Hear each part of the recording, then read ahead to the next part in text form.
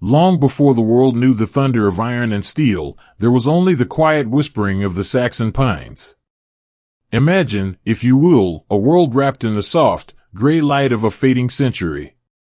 Far away from the grand palaces of emperors, and far removed from the loud, echoing halls of military academies, lies the small, slumbering town of Genthin. It is a place where the earth smells of damp soil and pine needles, where the winding waters of the Elbe-Havel Canal gently mirror the pale, changing skies. Here, the world does not rush. It moves at the speed of the seasons, turning slowly from the brilliant gold of autumn to the deep, silent frost of winter. In this quiet corner of the world, a boy is born. His name is Walter. There are no grand parades to mark his arrival. No ancient aristocratic titles wait to be bestowed upon him. He is the son of a music teacher, born into a home where the most valuable things are not made of gold or silver, but of paper, ink, and melody. The house is modest, its wooden floors worn smooth by the passage of careful feet, its windows framing a simple, beautiful view of the endless trees. If you were to peek through the frost-rimmed glass of that home on a cold winter evening, you would see a family gathered around the warm, glowing belly of a tiled stove. You would hear the soft, resonant notes of a piano keys being pressed, the music drifting through the air like snow falling softly on a darkened field. Walter's father, a man of patience and quiet dignity, guides his students through the gentle architectures of sound. And there, sitting quietly in the corner, is the boy. Walter is not a loud child. He does not dominate the room with shouts or restless energy. Instead, he watches. He listens. He is a small boy, perhaps easily overlooked by those who only notice the bold and the brash. But behind his quiet eyes, there is a deep, watchful stillness. He is absorbing the world around him, taking in the discipline of the music, the careful structure of the notes, the way a beautiful harmony requires every single part to do its duty. When the music fades and the house settles into the quiet hours of the night, Walter lies in his bed, listening to the wind moving through the pines outside his window. The trees in Genthin are ancient and tall. They stand shoulder to shoulder, a dark, protective wall against the horizon. When the wind catches their branches, they do not break, they sway, they bend, and they sing a low, rushing song. To the young boy, the forest is a place of profound mystery and silent strength. In the daylight, he wanders among the massive trunks, his boots crunching softly on the carpet of fallen needles. The air is always cool in the shadows of the pines, carrying the sharp, clean scent of resin and damp earth. Here, away from the expectations of the town and the strict routines of the classroom, Walter can simply breathe. He touches the rough, withered bark of the trees, feeling the quiet resilience of life that survives the bitter cold of the German winters. He watches the small, fleeting movements of birds darting between the branches, marveling at how life persists in the vast, imposing silence. It is in these woods that the boy learns his earliest lessons about endurance. The trees do not complain when the snow grows heavy on their limbs, they simply bear the weight until the spring sun sets them free. As the years softly turn, the boy begins to grow, though he remains slight of build, a quiet presence in a world that is slowly growing louder. At school, he is diligent. He sits at his wooden desk, the scratch of his pen tracing careful letters across the paper.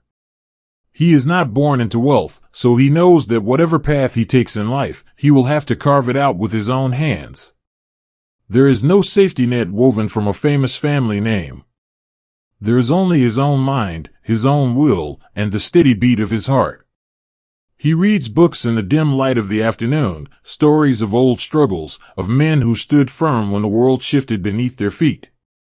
He feels stirring within him, a quiet, unspoken ambition. It is not a greedy ambition, not a desperate thirst for glory, but rather a deep, aching desire to prove himself. To be useful.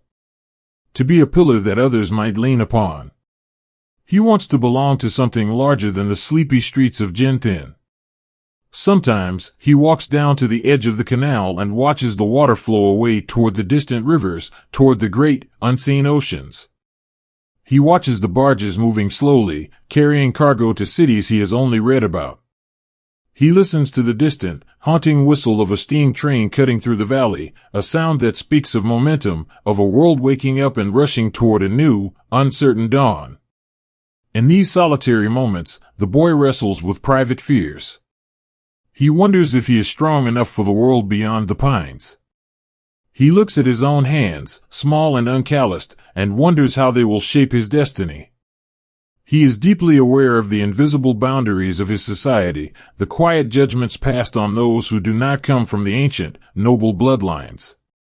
He knows that if he steps out of the shadows, he will have to work twice as hard, stand twice as firm, and never, ever show weakness. The weight of this realization does not crush him, instead, it settles into his bones like iron. He learns to lock his fears away in a quiet room inside his mind. He builds a fortress of discipline, brick by careful brick.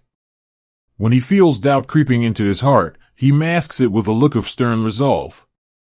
The soft, observant boy begins to forge a shell of unbreakable will, a shield to protect the sensitive soul beneath. When the time finally comes to choose a path, the decision is made quietly, without fanfare. The evening meal is cleared away, the soft glow of the oil lamp casting warm, amber shadows across the dining table. Walter sits with his parents, the silence in the room heavy with the unspoken weight of the future. He speaks his intentions softly, but with a firmness that leaves no room for debate. He will leave the music, the books, and the quiet woods. He will step into the disciplined, demanding world of the military. For a boy of his standing, it is a steep and daunting mountain to climb. The officer class is a world of grand names, of inherited confidence, of men who were born expecting to command. Walter is just a music teacher's son from a provincial town. But his father merely nods, recognizing the unyielding set of his son's jaw. His mother's eyes shine with a quiet, suppressed worry, her hands folding tightly in her lap. She knows the world can be hard, and she knows the armor her son is building around his heart. She only wishes, in the secret way of all mothers, that he would not need to wear it so tightly. The days leading up to his departure are a blur of quiet preparations. Clothes are folded neatly into a modest trunk. Small, unseen tears are wiped away in the dark. There are moments of profound stillness, where the ticking of the clock in the hallway seems to be the only sound left in the world. On his final morning in Genthin, Walter wakes before the sun. The house is still asleep, wrapped in the deep, peaceful quiet of the early hour. He dresses quietly, feeling the heavy fabric of his new life settling onto his shoulders. He steps outside into the frosty air. The sky is a pale, milky violet, the stars just beginning to fade into the approaching dawn. He walks one last time toward the edge of the woods. The pines stand like silent guardians, their dark silhouettes piercing the morning mist. The air is impossibly still, holding its breath. He stands there for a long time, watching the way the first weak rays of sunlight catch the frost on the needles, turning the forest into a shimmering realm of glass and silver. He takes a deep breath, filling his lungs with the scent of the damp earth and the cold resin. He is memorizing this feeling. He is storing the silence of the forest deep within his chest, a secret reservoir of calm that he will carry with him into the chaotic years to come. He knows that he is leaving the safety of the shadows, stepping out onto a stage where the lights will be harsh and unforgiving. He turns away from the trees, his footsteps crunching softly on the frost-covered path. He walks toward the train station, toward the hiss of steam and the clatter of iron wheels. He carries a small bag, but he bears a much heavier invisible weight, the desperate need to prove that he belongs, the quiet fear of failure, and the burning, stoic resolve to never let it show. As the train slowly pulls away from the platform, gathering speed, Walter looks out the window. The modest houses of Genthin slip past, blurring into a tapestry of memories. He watches the canal fade into the distance. And finally, he watches the dark, towering line of the Saxon pines slowly sink below the horizon, swallowed by the morning mist.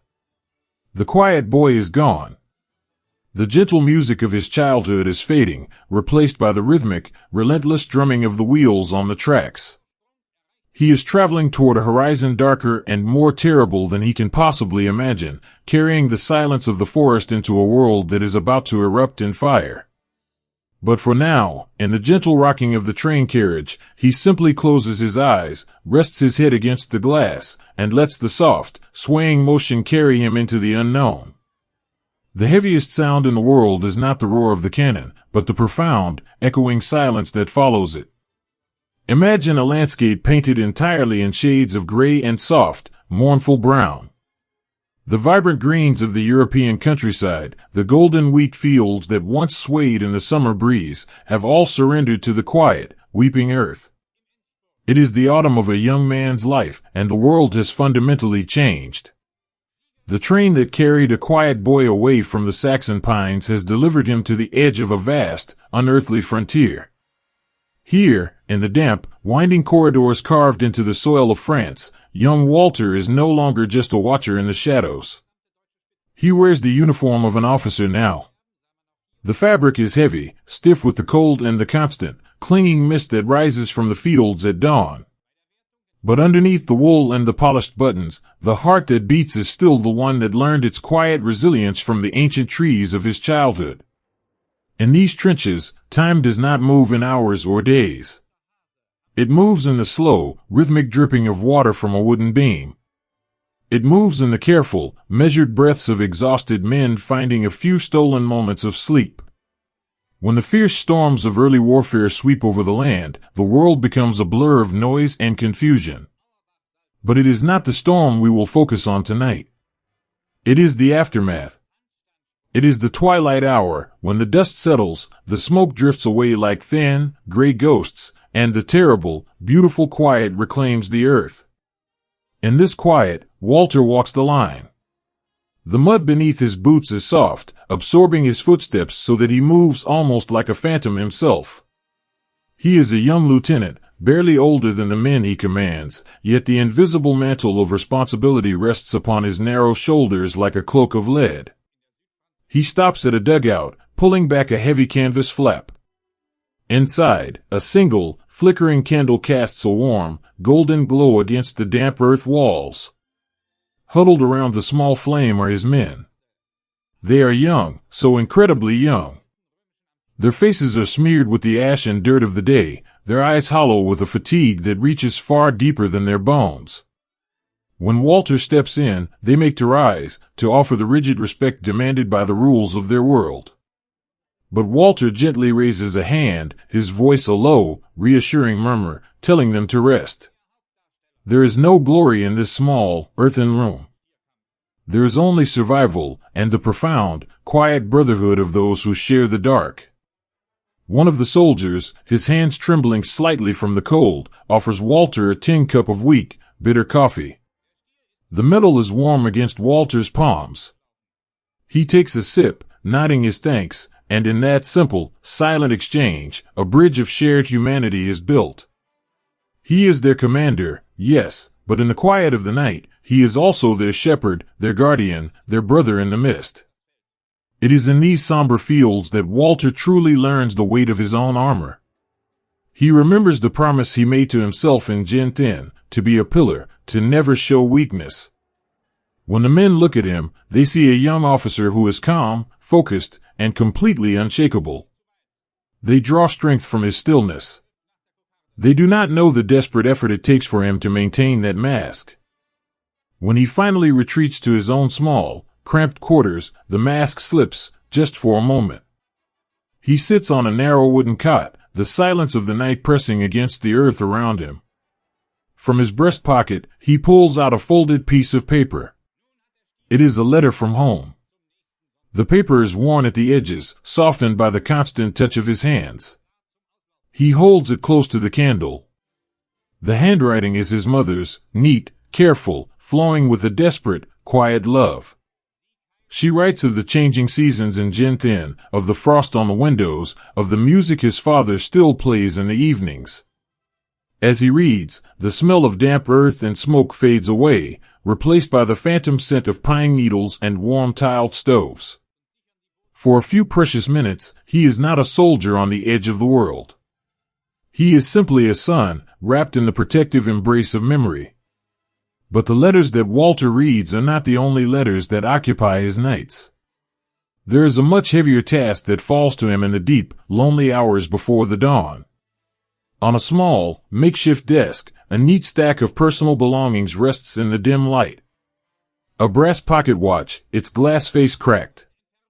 A faded photograph of a smiling girl with ribbons in her hair. A simple wooden rosary. These are the fragments left behind by the men who will not march with them tomorrow. Walter pulls a blank sheet of paper toward him. He dips his pen into the inkwell, the scratch of the nib loud in the absolute quiet. He must write to their mothers. He must find the words to cross the vast distance and deliver a sorrow that no heart should have to bear. He does not write of the mud or the noise. He writes of their bravery. He writes of their kindness. He tells a mother that her son was a good man, that he was loved by his comrades, that he did not suffer in the end. He weaves a gentle blanket of words to comfort the grieving, pouring his own unspoken sorrow into the ink. As he seals the envelopes, pressing his hand against the paper, he feels the true, devastating cost of the world he has entered. He realizes that his youth, and the youth of the men around him, is being quietly folded away and buried in these somber fields. When the letters are finished, Walter steps back out into the trench. The night sky above is a vast, velvet dome, scattered with cold, glittering stars. The rain has stopped, and a thick, silvery fog has rolled in, softening the sharp edges of the landscape, hiding the scars of the earth. He looks out over the parapet into the silent expanse of no man's land. Occasionally, a flare shoots up into the sky, bursting into a brilliant, magnesium white. But tonight, it does not look terrifying.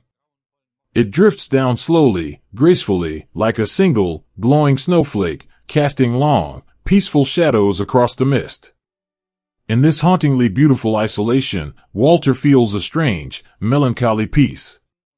The fears that haunted his childhood, the fear of not being enough, of not belonging, have been burned away by the harsh reality of his existence.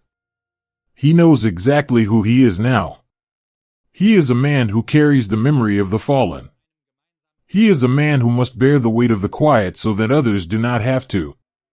He thinks of the trees back home, how they bend under the heavy snow but do not break. He feels that same quiet resilience taking root deep within his own chest. The boy who listened to the wind is gone, replaced by a man who has learned to listen to the silence of the earth. He turns up the collar of his coat against the damp chill, his eyes steady, his heart guarded. The night is long, and the path ahead is shrouded in mist, but he will not turn away. He will stand his watch. He will keep the memories of his friends safe in the quiet vault of his mind. And as the first, pale hints of dawn begin to touch the eastern horizon, painting the fog in shades of lavender and gray, Walter prepares to face another day, carrying the somber, heavy grace of a youth left behind in the fields. When the storm finally breaks and the heavy winds die down, what is left behind is often a silence deeper and more unsettling than the earth itself. Imagine a nation slowly waking from a long, terrible nightmare, only to find that the world it once knew has vanished into the mist. It is the aftermath of the great, shattering war. The millions of men who marched away with flowers in their rifles have returned, but they walk with heads bowed, their footsteps dragging on the cobblestones of cities that feel like strangers to them. The old empires, with their grand palaces and shining medals, have crumbled like dry clay in the palm of a hand. Over the rivers and valleys of Germany, a thick, gray exhaustion has settled. The air is cold, and the future is a blank, terrifying slate. In the heart of this fractured, grieving country, we find Walter once again. The young lieutenant who carried the burdens of the somber fields is now a man, his face etched with lines that were not placed there by time, but by memory. He has survived. But survival, he quickly learns, is not a victory parade. It is a quiet, heavy thing. It is waking up every morning and realizing you are still breathing while so many of your brothers sleep beneath the damp soil of foreign lands. The vast army he once knew, the millions of men who filled the horizons, has been dismantled, scattered to the winds by treaties signed in distant, mirrored halls. What is left is only a shadow, a tiny fraction of its former self. Walter is one of the few permitted to remain in uniform. But the uniform feels different now. It is no longer a symbol of unquestioned glory, it is a heavy garment worn in a house of mourning. He is stationed in a barracks that feels far too large for the men who occupy it. Walk with him down these long, dimly lit corridors. Listen to the sound. It is just the steady, solitary clack of his boots on the polished stone floor. The halls echo with emptiness. Where there used to be the bustling noise of 1,000 young men, there is now only the draft of the wind slipping beneath the heavy wooden doors. To walk these halls is to walk through a ghost town of the mind. How does a man endure the echoing emptiness? How does he find a path when the map has been burned away? For Walter, the answer is found not in grand philosophies, but in the quiet, simple rhythm of discipline. When the world outside the barracks walls is spinning into chaos, he builds a fortress out of routine. There is a profound, soothing comfort in doing small things perfectly. Before the sun rises, in the pale, blue light of dawn, Walter wakes.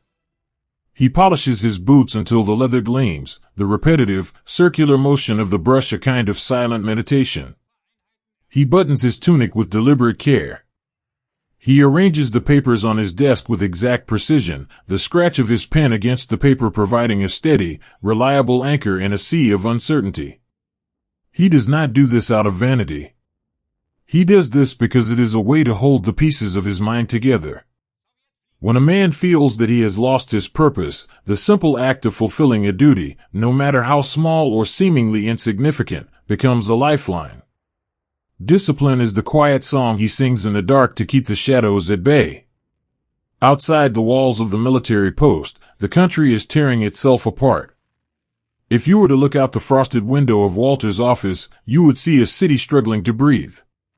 You would see men with hollow cheeks standing in long lines in the biting cold, waiting for bread that is never enough. You would see the wind scattering millions of paper banknotes down the street, money that has lost its value, carried away like dead autumn leaves. There is shouting in the public squares, a desperate, angry clamor as different factions fight for the soul of a broken nation. Walter watches this from a distance, feeling a profound, heavy sorrow. He does not understand the loud, angry politicians who promise impossible things. He is a soldier, a man of quiet deeds, not empty words. The noise of the streets grates against the carefully cultivated silence of his internal world. He retreats deeper into his work, finding solace in the camaraderie of the few men who share his life. These men do not need to speak of what they have seen. They carry the same ghosts. In the evenings, they gather in the mess hall. The light from the lamps casts a warm, golden glow over the worn wooden tables. They play quiet games of cards, the soft shuffle of the deck and the clinking of glasses the only sounds. Sometimes, a younger soldier, a fresh recruit who has never known the terror of the trenches, will look at Walter with a mixture of awe and fear. Walter sees the boy's apprehension. He does not shout or bark orders. Instead, he walks over, places a steady, reassuring hand on the young man's shoulder, and softly corrects his posture. In a world completely devoid of certainty, Walter offers these lost boys a quiet, unwavering fatherly presence. He shows them that even in defeat, a man can still maintain his dignity. It is in these quiet, forgotten years that Walter finds a gentle light to warm his solitary heart. In the midst of the gray, struggling nation, he meets a woman. She does not see the stern, unyielding officer that the rest of the world sees. She sees the quiet boy from the Saxon pines. She understands the weight he carries, and she offers him a place where he can finally set that burden down. Imagine them walking together through a city park on a crisp Sunday afternoon. The trees are shedding their leaves, painting the damp grass in brilliant shades of copper and gold. They do not need to talk constantly to fill the space between them. The silence they share is not the empty, echoing silence of the barracks hall, but a warm, comfortable quiet. She links her arm through his, and for the first time in many years, Walter feels the tight, defensive knot in his chest begin to loosen. They build a life together in a modest apartment. When Walter returns home from the echoing halls of his duty, he steps into a sanctuary. There is the smell of warm soup on the stove. There is the soft ticking of a clock on the mantelpiece. In the evenings, he sits by the window, reading a book by the gentle light of a reading lamp, while she sews quietly in the chair opposite him. In these small, everyday moments of domestic peace, Walter finds a reason to keep moving forward. He finds a piece of the simple, beautiful life he thought the war had stolen from him forever. He writes letters back to Jenthin, his handwriting neat and controlled. He tells his aging parents of his gentle wife, of the small joys of his daily life. He does not write about the political unrest or the gnawing fear that the peace they are living in is fragile. He shields them from his worries, just as he shields his soldiers from his own internal doubts. He remains the pillar, strong and unbending. Yet, as the years drift by like slow-moving clouds across a winter sky, the atmosphere in the country begins to shift. The 1920s give way to a new, darker decade. The quiet, desperate sorrow of the nation begins to curdle into something else. The empty halls of Walter's world slowly begin to fill with new echoes. At first, it is just a whisper. A change in the tone of the orders coming from the capital. A new hardness in the eyes of the young men enlisting. The uniforms change, the insignias shift, and the quiet, defensive posture of the shattered army begins to stretch and grow. The country is looking for a savior, and in its desperation, it is turning toward a voice that shouts the loudest, a voice that promises to restore the stolen pride. Walter feels the shift in the wind, just as he felt it in the pines of his childhood. He does not know where this new current will take them, but his instinct is to tighten his grip on the only thing he knows, his duty. He is a soldier. He has sworn an oath. In his mind, politics is a loud, messy storm that swirls above the clouds. His job is simply to hold the ground beneath it. He convinces himself that if he just focuses on his daily tasks, if he just trains his men to be disciplined and honorable, the storm will pass without tearing them apart. But late at night, when the apartment is completely silent and his wife is sleeping softly beside him, Walter lies awake. He listens to the distant, muffled sounds of the city outside. The rhythmic marching of boots on the pavement seems to be growing louder, more urgent. The echoes in the empty hall are becoming a steady, relentless drumbeat. He closes his eyes and tries to picture the gentle waters of the canal in Jenthin, trying to summon the peaceful silence of his youth. But the image is blurry, obscured by the gathering shadows of the present. He realizes, with a quiet, settling dread, that the long, peaceful twilight of his interwar years is coming to an end. The world is changing, molding itself into a new and frightening shape, and he, bound by his rigid code of loyalty and discipline, is inextricably tied to its fate. For now, he breathes in the quiet of the room. He listens to the steady, comforting sound of his wife's breathing. He gathers these small, precious fragments of peace, holding them close to his heart like tiny embers in the freezing dark. He knows the morning will come, bringing with it new orders, new faces, and the creeping dawn of a new era. But in this lingering moment of night, he allows himself to simply be a man, resting in the shadows, waiting for whatever the turning tide of history will bring to his door. You never hear the first thunderclap, you only feel the sudden, heavy stillness that falls over the world just before the sky turns black. Imagine the late afternoon sun casting long, stretching shadows across the cobblestone streets of a country slowly waking from a deep, exhausted sleep. The long, gray years of quiet and emptiness are fading, replaced by a strange, electric hum that seems to vibrate in the very pavement. It is a time of gathering clouds. In the heart of the nation, the deep, sorrowful wounds of the past are being covered over, not with gentle, healing bandages, but with bright, harsh banners and the sharp, rhythmic stamping of newly polished boots. Walter is no longer the slender, quiet boy who listened to the ancient Saxon pines, nor the young, trembling lieutenant shivering in the damp earth of a forgotten trench. Time has dusted his temples with silver, and the harsh lessons of survival have etched deep, permanent lines around his eyes. His face has settled into the stern, unreadable mask of a senior officer. He has spent his entire adult life building a fortress of duty, a sanctuary of rigid discipline where he can hide from the messy, unpredictable noise of a broken world. For a soldier who has spent a decade walking through the echoing, empty halls of a defeated and shrunken army, the changing winds bring a dangerous, intoxicating warmth. The barracks are waking up. The heavy, melancholic quiet is replaced by the roar of engines, the clatter of new equipment, and the eager, untested voices of young men who have never known the bitter, ashen taste of loss. To a man whose entire existence is defined by his profession, this sudden influx of purpose is a powerful, overwhelming tide. It is so easy, so desperately tempting, to let the current carry you. Walter throws himself into his work with a quiet, ferocious intensity. He focuses on the maps spread across his desk, the smooth lines of logistics, the endless, intricate details of organization. If he keeps his eyes firmly lowered to the papers illuminated by his desk lamp, he does not have to look out the window at the changing shape of his homeland. He convinces himself that his only loyalty is to his men, to the simple, ancient, unbreakable code of the soldier. The political speeches that echo fiercely from the public squares, the harsh, angry voices crackling through the radio sets in the evenings, he treats them as background noise.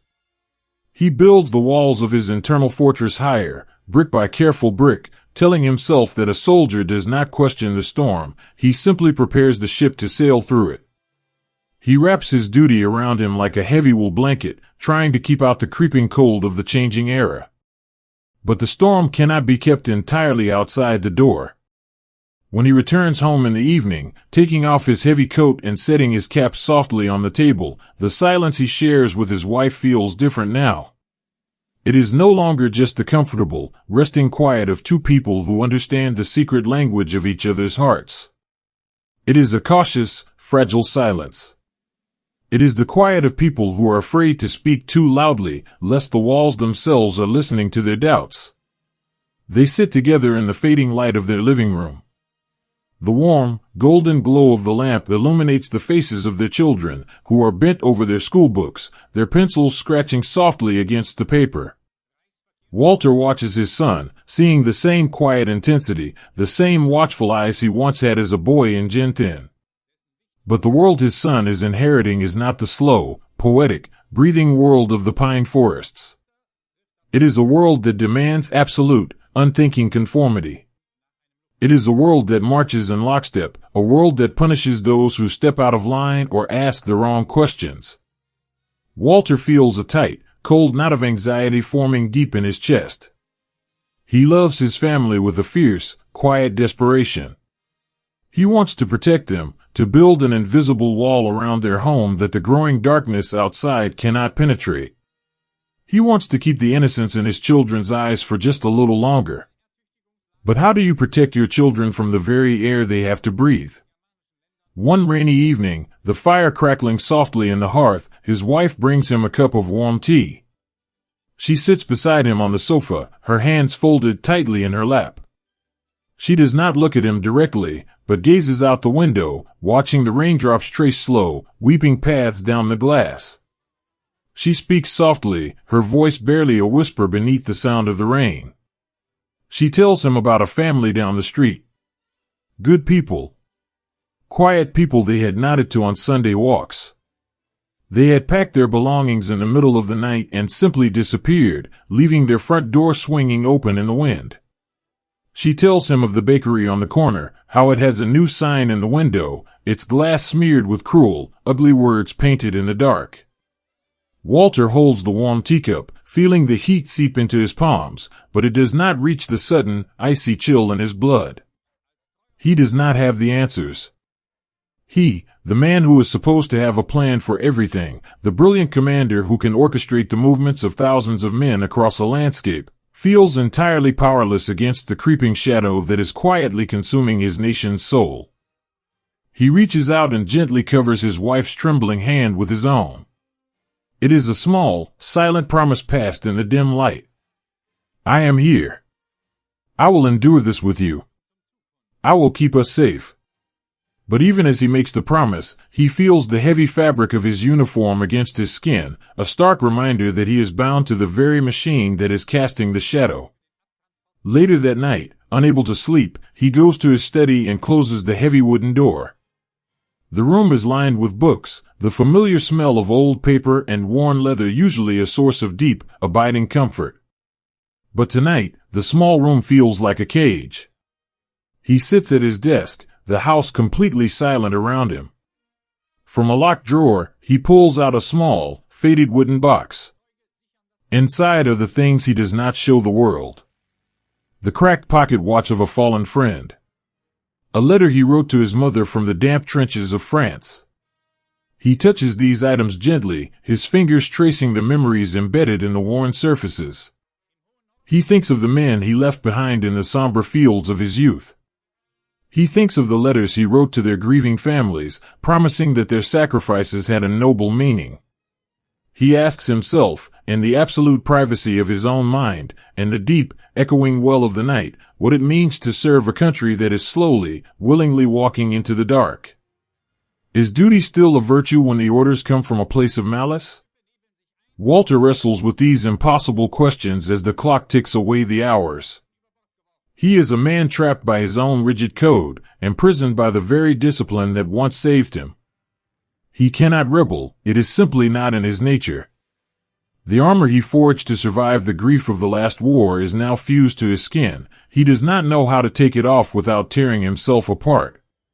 He cannot walk away from the men who look to him for leadership, the young soldiers who trust him to guide them.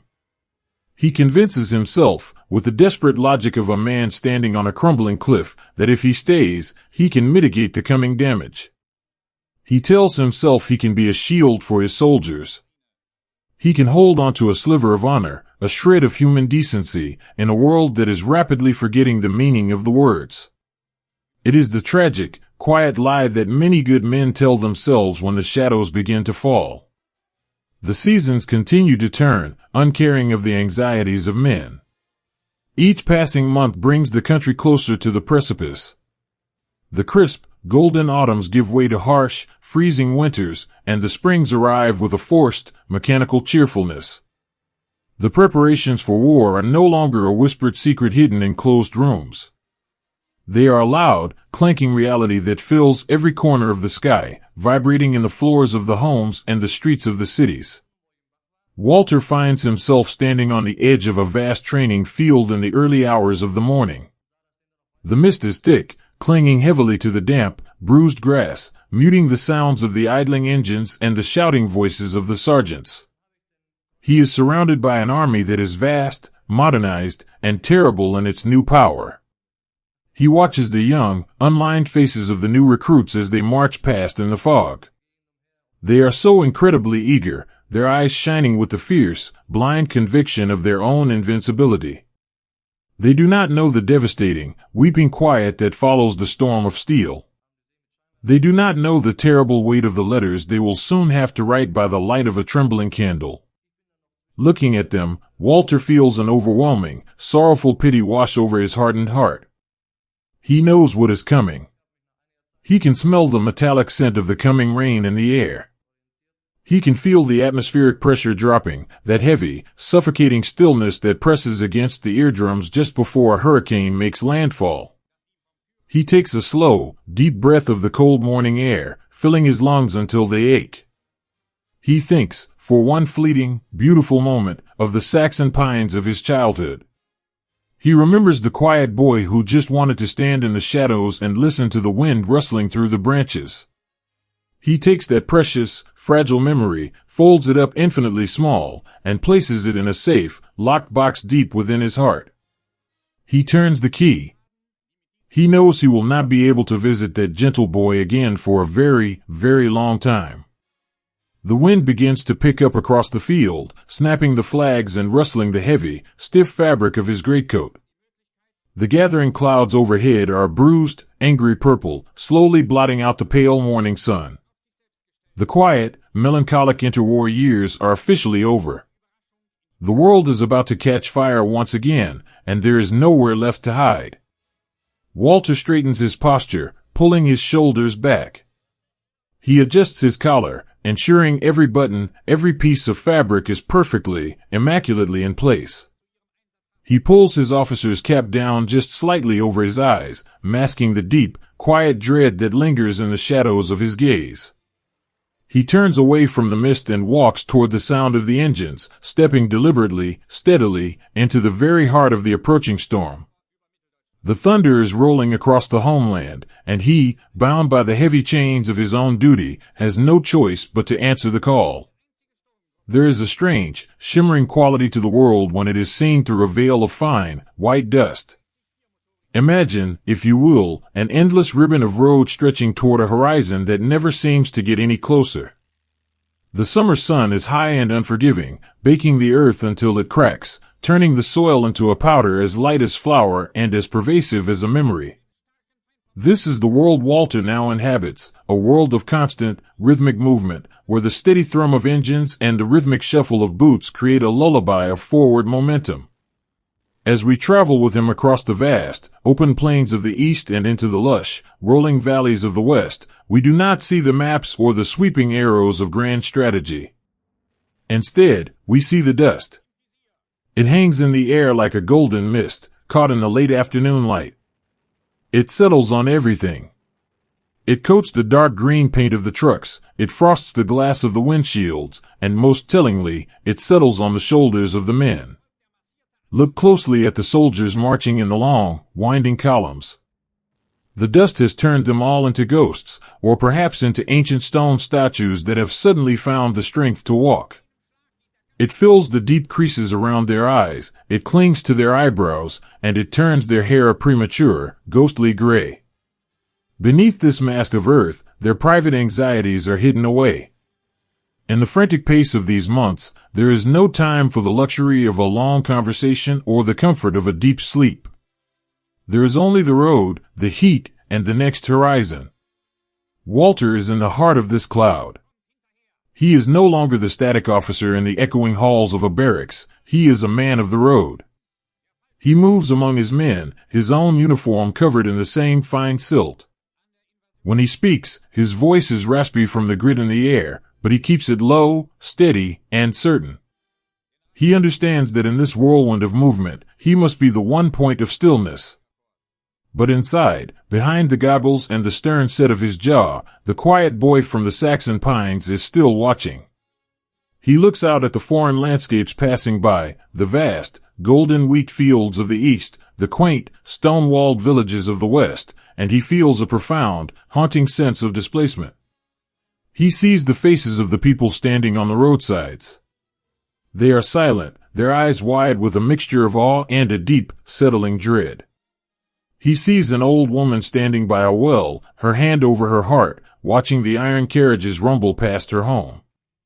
In that fleeting second of eye contact, Walter feels the weight of the disruption they have brought. He is a builder of order, a man of discipline, yet he is leading a force that is unmaking the world as these people know it. The pace is relentless. It is a frantic, breathless race against time itself. The men are pushed to the very edge of their endurance.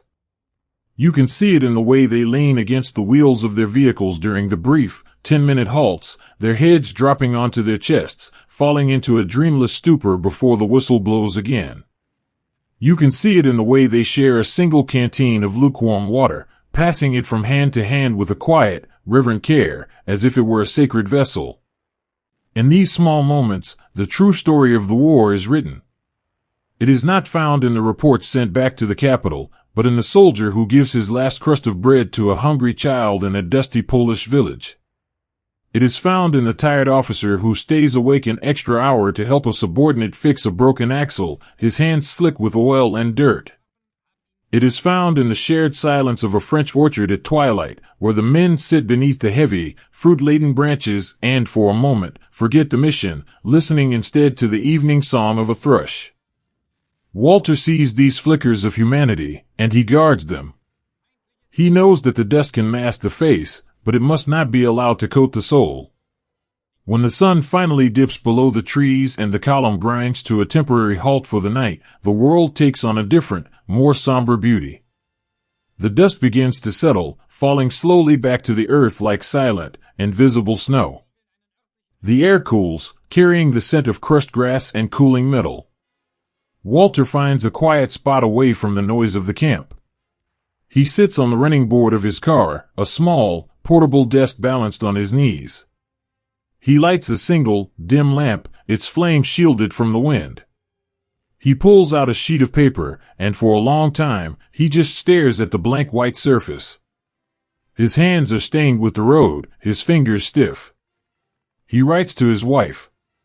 He does not tell her about the kilometers gained or the number of villages passed. Those things feel empty and cold in the quiet of the night. Instead, he writes about the light. He tells her how the sunset over the French hills reminded him of the colors of the canal in Gentin. He tells her about a small, white dog he saw running beside the column for 3 miles, its tail wagging despite the noise. He tells her that he misses the sound of the piano in the evenings. In these letters, the field marshal disappears, and the man remains.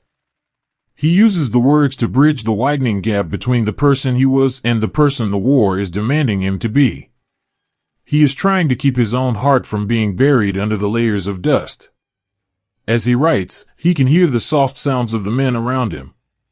The low murmur of voices, the clink of a mess tin, the occasional, heavy sigh of someone finally stretching out on the hard ground. They are all searching for a piece of home in the dark. Many of them are clutching small, crumpled photographs by the light of their cigarettes, looking at faces that feel like they belong to another lifetime. There is a quiet resilience in this exhaustion. These men are not thinking of grand ideologies or the fate of empires. They are thinking of their mother's kitchens, of the smell of rain on a city street, of the soft touch of a hand they haven't held in months. They carry these private treasures with them through the dust, protecting them with a fierce, silent loyalty. Walter finishes his letter and seals it, pressing his thumb against the paper as if he could send a piece of his own spirit back across the border. He looks up at the stars, which are brilliant and cold above the darkened fields. In the vastness of the night sky, the movements of armies seem small and fleeting. The dust that caused them so much misery during the day is now invisible, resting quietly on the leaves and the soil, waiting for the tomorrow's sun to stir it up again. He thinks of the footsteps they are leaving behind. Thousands upon thousands of footprints pressed into the foreign dirt. He wonders how long they will last before the wind and the rain wash them away, leaving the roads exactly as they were before the storm arrived. He feels a sudden, sharp pang of loneliness, a realization that they are all travelers in a land that does not want them, moving toward a destination that is shrouded in mist. But then, he hears the soft, rhythmic breathing of a soldier sleeping nearby. The sound is so simple, so human, that it grounds him. He remembers his duty. He remembers the men who depend on his strength, his clarity, and his calm. He stands up, stretching his tired limbs, feeling the grit of the road falling from his coat. He walks through the camp one last time, a silent shadow among the shadows. He checks on the sentries, offering a low, whispered word of encouragement. He makes sure the horses are watered and the wounded are being tended to with whatever small comforts are available. He is the shepherd once again, watching over his flock in the strange, dusty wilderness. Tomorrow, the sun will rise, and the frantic pace will begin anew. The engines will roar to life, the boots will find the rhythm of the march, and the great, golden cloud of dust will rise once more to swallow the world. They will continue their journey across the maps, through the villages, and over the rivers, driven by a will that seems larger than any of them. But tonight, there is only the quiet settling of the earth. There is only the cool night air and the soft, drifting memories of home. Walter finally lies down, closing his eyes against the darkness. As he drifts toward sleep, he doesn't think of the victories or the dust. He thinks of the Saxon pines, their branches swaying in a gentle wind, and for a few blessed hours, he allows himself to be just a quiet boy again, safe in the shadows of the trees, far, far away from the heavy footsteps on the road. There is a specific kind of loneliness that only comes when the horizon refuses to end. Imagine standing at the edge of a world that seems to have no boundaries, where the sky and the earth meet in a line so straight and so distant that it makes the heart feel small and fragile. This is the Great Eastern Steppe, a sea of grass and sunflowers that stretches toward the sunrise, further than any map can truly explain. To the young men marching into this vastness, the journey feels less like a military campaign and more like a voyage into the infinite. In the beginning, the air is thick with the scent of wild thyme and the heat of a golden summer. The sun hangs heavy in a pale blue sky, and the dust kicked up by the thousands of boots and iron wheels creates a shimmering, amber haze. There is an energy in the air, a restless, eager momentum. The soldiers laugh as they bathe in shallow rivers, their voices echoing off the banks in the quiet afternoons. They write home about the incredible scale of the fields, telling their families that they are walking through a land of giants, where the sunflowers grow taller than a man and the wheat seems to glow like spilled gold. Walter is there, in the very heart of the heat and the dust. He is not a man who leads from a distance, tucked away in a quiet chateau with crystal glasses and silk maps. No, he is on the road, his face covered in the fine, gray silt of the steppe, his eyes squinting against the glare of the relentless sun. He moves through the columns like a restless wind, checking the spirits of his men, stopping to share a word with a weary driver or a young infantryman whose boots are falling apart. He sees the eagerness in their eyes, but he also notices the first subtle shadows of doubt. Even in the height of the summer, when the advance seems unstoppable, there is a haunting quality to the silence that settles over the land once the engines are turned off. It is an ancestral silence, a quiet that has lived in the soil for 1,000 years. It is the sound of a land that is simply waiting. As the weeks turn into months, the golden light begins to change. The sunflowers, once so bright and defiant, begin to bow their heavy heads, their petals turning brown and brittle. The heat of July gives way to the crisp, cooling breezes of September. The evenings grow longer, and the shadows of the birch trees stretch across the roads like long, thin fingers reaching for the west. In the quiet hours of the night, around small, flickering campfires, the conversation begins to shift. The boisterous songs and the talk of a quick return home grow softer, replaced by a thoughtful, heavy stillness. The men look at their maps, realizing that for every mile they march, the horizon simply retreats another mile. They feel as though they are being swallowed by the sheer scale of the earth. A soldier sits by the fire, his hands tucked into his sleeves for the first time as the evening chill bites. He pulls out a small, tattered notebook and writes by the orange light of the embers. He doesn't write of battles or objectives. He writes of the way the moon looks over the open plain, so large and so cold that it feels like a stranger. He writes of a small kindness he witnessed that morning, when a comrade shared his last bit of tobacco with a local farmer, two men who couldn't speak a word of each other's language but shared a moment of quiet, human understanding in the middle of a world on fire. Walter feels this shift in the atmosphere more than anyone. He is a man of logic and preparation, but he is also a man of instinct. He feels the pressure dropping. He notices the way the light is losing its warmth, turning from a rich gold to a sharp, metallic silver. The maps on his desk are no longer just tools, they are reminders of the impossible distances yet to be covered. He watches his men more closely now. He sees the way they huddle together during the halts, no longer sprawling in the grass but sitting close, shoulder to shoulder, seeking the warmth of another human being. He sees the way they look at their summer uniforms, realizing with a sudden, sharp pang of fear that the fabric is too thin for the air that is coming. The Führer's fireman is beginning to realize that. He is facing an enemy that cannot be outmaneuvered or defeated with a clever tactic. He is facing the earth itself. He is facing the turning of the seasons. One morning, the world wakes up to a different color. The vibrant greens and browns of the autumn have been brushed with a fine, delicate layer of white. It isn't snow yet, it is the first frost. It clings to the blades of grass like tiny diamonds. It coats the iron of the tanks in a thin, icy skin that burns the touch. When the men breathe, their breath comes out in small, ghostly clouds that linger in the still air.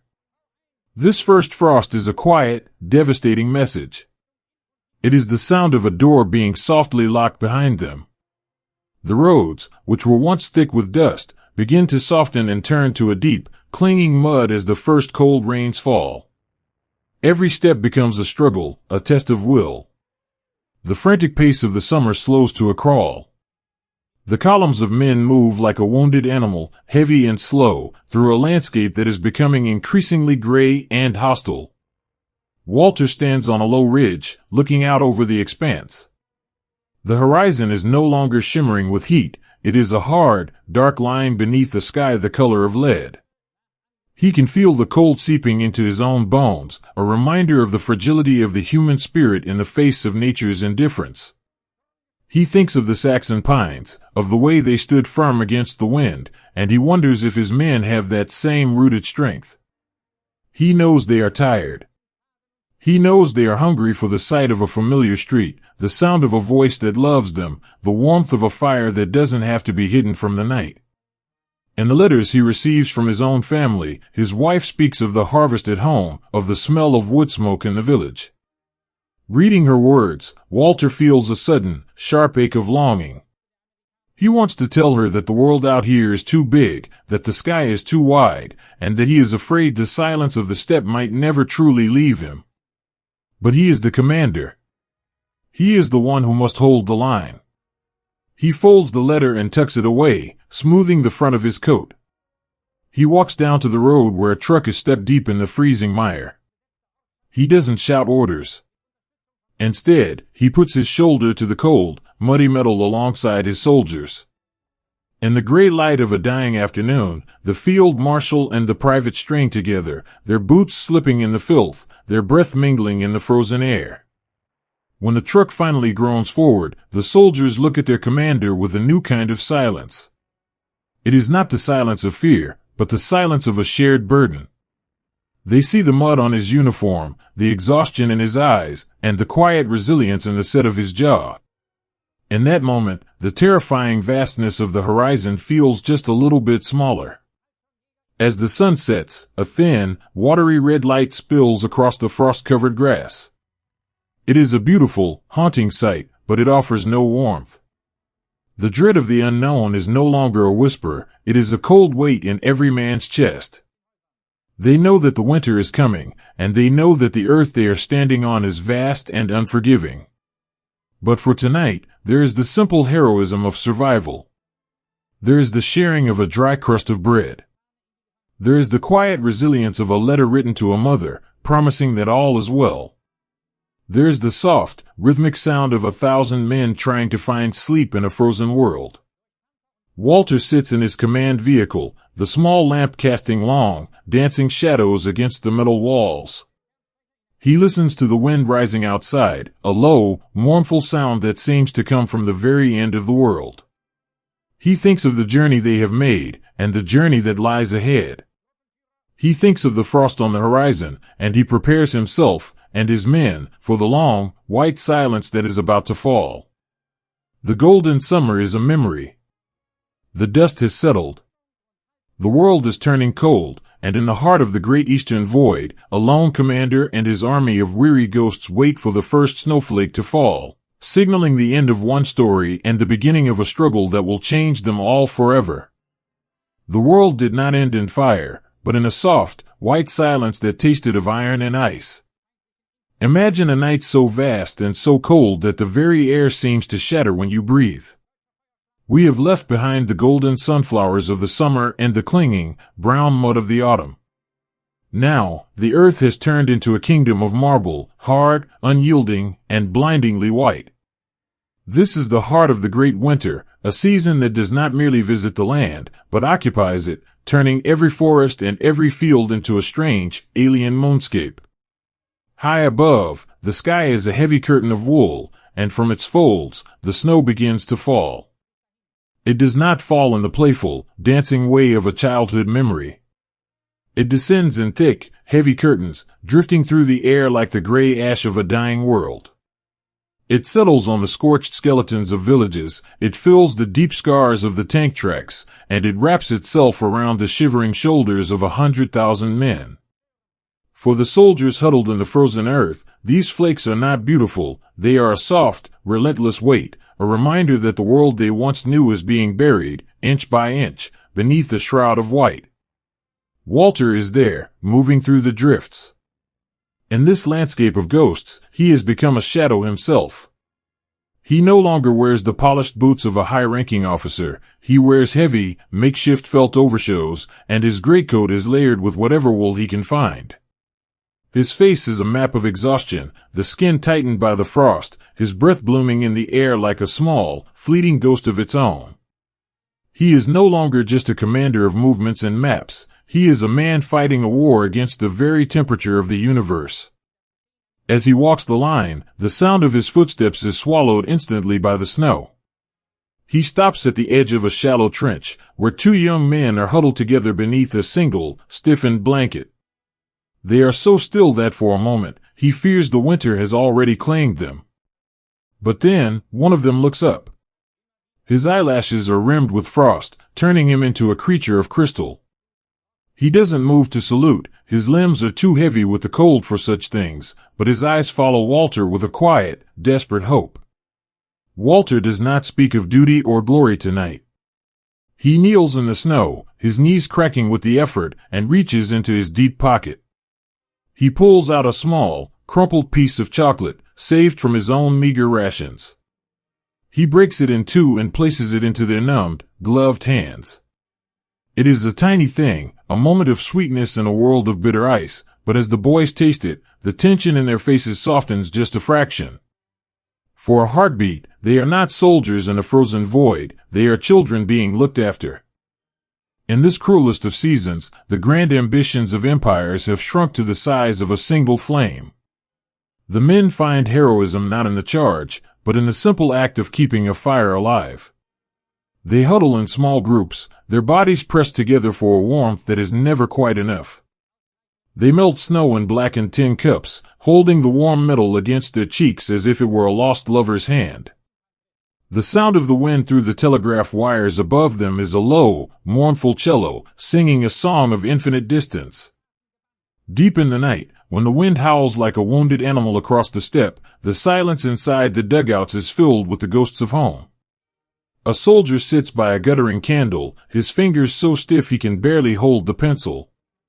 He is writing a letter that may never find its way back across the border. He writes to his mother, telling her about the way the stars look out here, so bright and so cold that they look like holes poked in the floor of heaven. He tells her he is warm, lying a little so she can sleep, and that he dreams of the smell of fresh bread and the sound of the rain on a summer roof. Walter, too, has his ghosts. When he finally retreats to a small, half-ruined cellar to rest, he sits in the dark, listening to the mortar of the walls groan as the frost expands. He thinks of the Saxon pines, now also covered in snow, and he wonders if he will ever again hear the sound of the wind in their branches without thinking of this white desolation. He feels the crushing weight of the lives in his hands, thousands of sons, brothers, and fathers who are slowly being extinguished by a cold that has no mercy. He feels a private, gnawing fear that he has led them into a trap of his own making, a labyrinth of ice from which there is no exit. He is a man of logic, a man who believes in the power of the will, but as the thermometer drops further and further into the abyss, he realizes that the human will is a fragile thing, like a candle flickering in a hurricane. And yet, in the middle of this despair, there is a quiet resilience that refuses to die. It is found in the soldier who gives his dry socks to a comrade whose feet are turning black. It is found in the driver who spends hours rubbing the ears of his shivering horses, whispering words of comfort to beasts that cannot understand him but feel the kindness in his touch. It is found in the way the men look at each other, a shared glance that says, "I am still here, and because you are here, I will endure another hour." This is the everyday heroism of the frost. It is not loud, and it wins no medals. It is the heroism of persistence, the quiet bravery of the human heart that continues to beat even when the blood is sluggish with ice. Walter watches this resilience and draws his own strength from it. He realizes that if he is to lead these men back from the edge of the world, he must be more than a general, he must be a lighthouse. He must hold within himself a spark of heat that the winter cannot reach. He hardens his heart against his own discomfort, standing for hours in the biting wind, showing them that if he can endure the cold, they can too. The snow continues to fall, turning the world into a vast, featureless ocean of white. The landmarks are gone. The roads are gone. There is only the compass and the stars. The snowflakes, like ash from a fire that has long since burned out, settle on the eyelashes of the living and the dead alike, treating them with an indifferent grace. As the first pale, watery light of dawn begins to bleed through the gray clouds, the men rise. They shake the snow from their blankets, their joints screaming in protest. They look out over a landscape that is identical to the one they saw yesterday, and the day before that. They know that today will be a struggle just to breathe, just to walk, just to stay awake. But as they start their engines and shoulder their packs, they move with a slow, rhythmic determination. They have survived the night. They have seen the sun rise once more over the marble plains. Walter stands at the edge of the ruins, watching his army move through the drifts. He pulls his collar up against the wind, his eyes fixed on the horizon. He knows the winter is far from over. He knows that many more will fall, their stories ending in a quiet, white grave. But for this moment, in the soft, whispered light of the morning, he feels a strange, somber peace. They are still here. They are still breathing. And as long as there is breath, there is the possibility of a spring that feels like a miracle. For now, there is only the snow. Soft, silent, and endless. It falls on the righteous and the fallen, on the commander and the private, a cold, white blessing from a sky that has forgotten the color of the sun. And in the heart of the great Russian dark, the small, flickering lights of human courage continue to burn, tiny sparks of warmth in a world that has turned to ash and ice. The earth here does not just hold the weight of men, it seems to soak up their sorrows until the ground itself begins to weep. If you were to stand in the center of the world during those long, gray months near the city of Rzeew, you would feel a heaviness in the air that no wind could ever clear away. The white, crystalline silence of the great winter has begun to fade, but in its place, something far more somber has arrived. The thaw has come, and with it, the land has turned into a vast, sprawling ocean of dark, clinging mud. It is a world where the horizon is always a bruise-colored gray, and the rain falls so softly, so relentlessly, that it feels like the sky is mourning along with the soldiers below. In this place, the landscape is no longer a backdrop, it is a living, breathing participant in the struggle. The forests are shattered, their branches stripped of leaves, standing like skeletal fingers pointing toward a sun that hasn't shown its face in weeks. The fields, once rich and fertile, are now a labyrinth of deep, water-filled trenches and jagged craters. The earth is soft and treacherous, pulling at the boots of every man who tries to cross it, as if the soil itself is trying to pull them down into its cold, wet embrace. Walter is there, at the very heart of this weeping world. To the men who see him daily, he is a figure made of iron. He is the commander with the sharp monocle and the unyielding gaze, a man who seems to exist on a different plane of reality, untouched by the fatigue that claims everyone else. He moves through the knee-deep mire with a restless, driving energy, his boots splashing through the puddles as he visits the most forward outposts. He is looking for something that no map can show him, he is looking for the breaking point of the human spirit. But if we could look beneath the polished surface of his resolve, we would find a man who is deeply, profoundly tired. The Lion of Rzeew carries a burden that would crush a lesser soul. Every time he looks at his charts, he sees not just positions and lines, but the faces of the thousands who depend on his every word. In the quiet of his mobile headquarters, when the maps are rolled up and the lamps are turned low, Walter sits in the shadows, listening to the rhythmic dripping of the rain against the metal roof. In these solitary hours, a gnawing, private fear begins to circle his mind like a wolf at the edge of a campfire. He wonders how long a man can be asked to stand firm when the ground beneath his feet is literally dissolving. He fears the moment when the collective will of his army simply evaporates, leaving behind only the cold, wet silence of the swamp. He is the master of the defensive, the one who can turn a crumbling line into a wall of stone, but he knows better than anyone that stones can be worn away by constant, weeping water. Yet, he never lets this fear reach his eyes. He has learned that his own stillness is the only thing keeping the world from spinning into chaos. If he remains calm, the soldiers remain calm. If he shows no doubt, they find the strength to endure another hour. He wears his confidence like a suit of armor, thick and heavy, protecting the vulnerable, human heart that still remembers the quiet peace of the Saxon pines. Out in the trenches, the story of this place is told in the smallest of gestures. We do not find it in the grand movements of armies, but in a dugout where 3 men are trying to light a fire with damp wood. They huddle around a small, smoky flame, their shoulders touching for warmth. One of them, a young man whose face is still etched with the soft lines of boyhood, pulls a crumpled photograph from his pocket. He passes it to his friend without a word. The friend looks at it, a picture of a woman standing in a sun-drenched garden, and a slow, weary smile touches his lips. For a moment, the smell of the swamp and the sound of the rain vanish, replaced by the ghost of a summer afternoon far away. There is a quiet, everyday heroism in the way these men care for one another. It is found in the soldier who carries an extra canteen of water to a comrade who has spent all day in the mud. It is found in the shared silence of a letter being read aloud, the words of a mother or a wife acting as a thin, golden thread connecting them back to a world where things still make sense. They are resilient not because they are fearless, but because they have found a way to carry their fear together. Walter sees these moments. He sees the way a sergeant gently corrects a young soldier's grip on his shovel, his voice low and fatherly. He sees the way the men look at the ruins of a nearby village, their eyes filled with a somber pity for the people whose lives have been swept away. He knows that his men are not just cogs in a machine, they are sons, brothers, and fathers, each carrying a world of memories in their hearts. He writes home to his own family during these long nights, his handwriting steady despite the exhaustion that pulls at his hand. He tells his wife of the rain and the gray skies, but he softens the reality for her.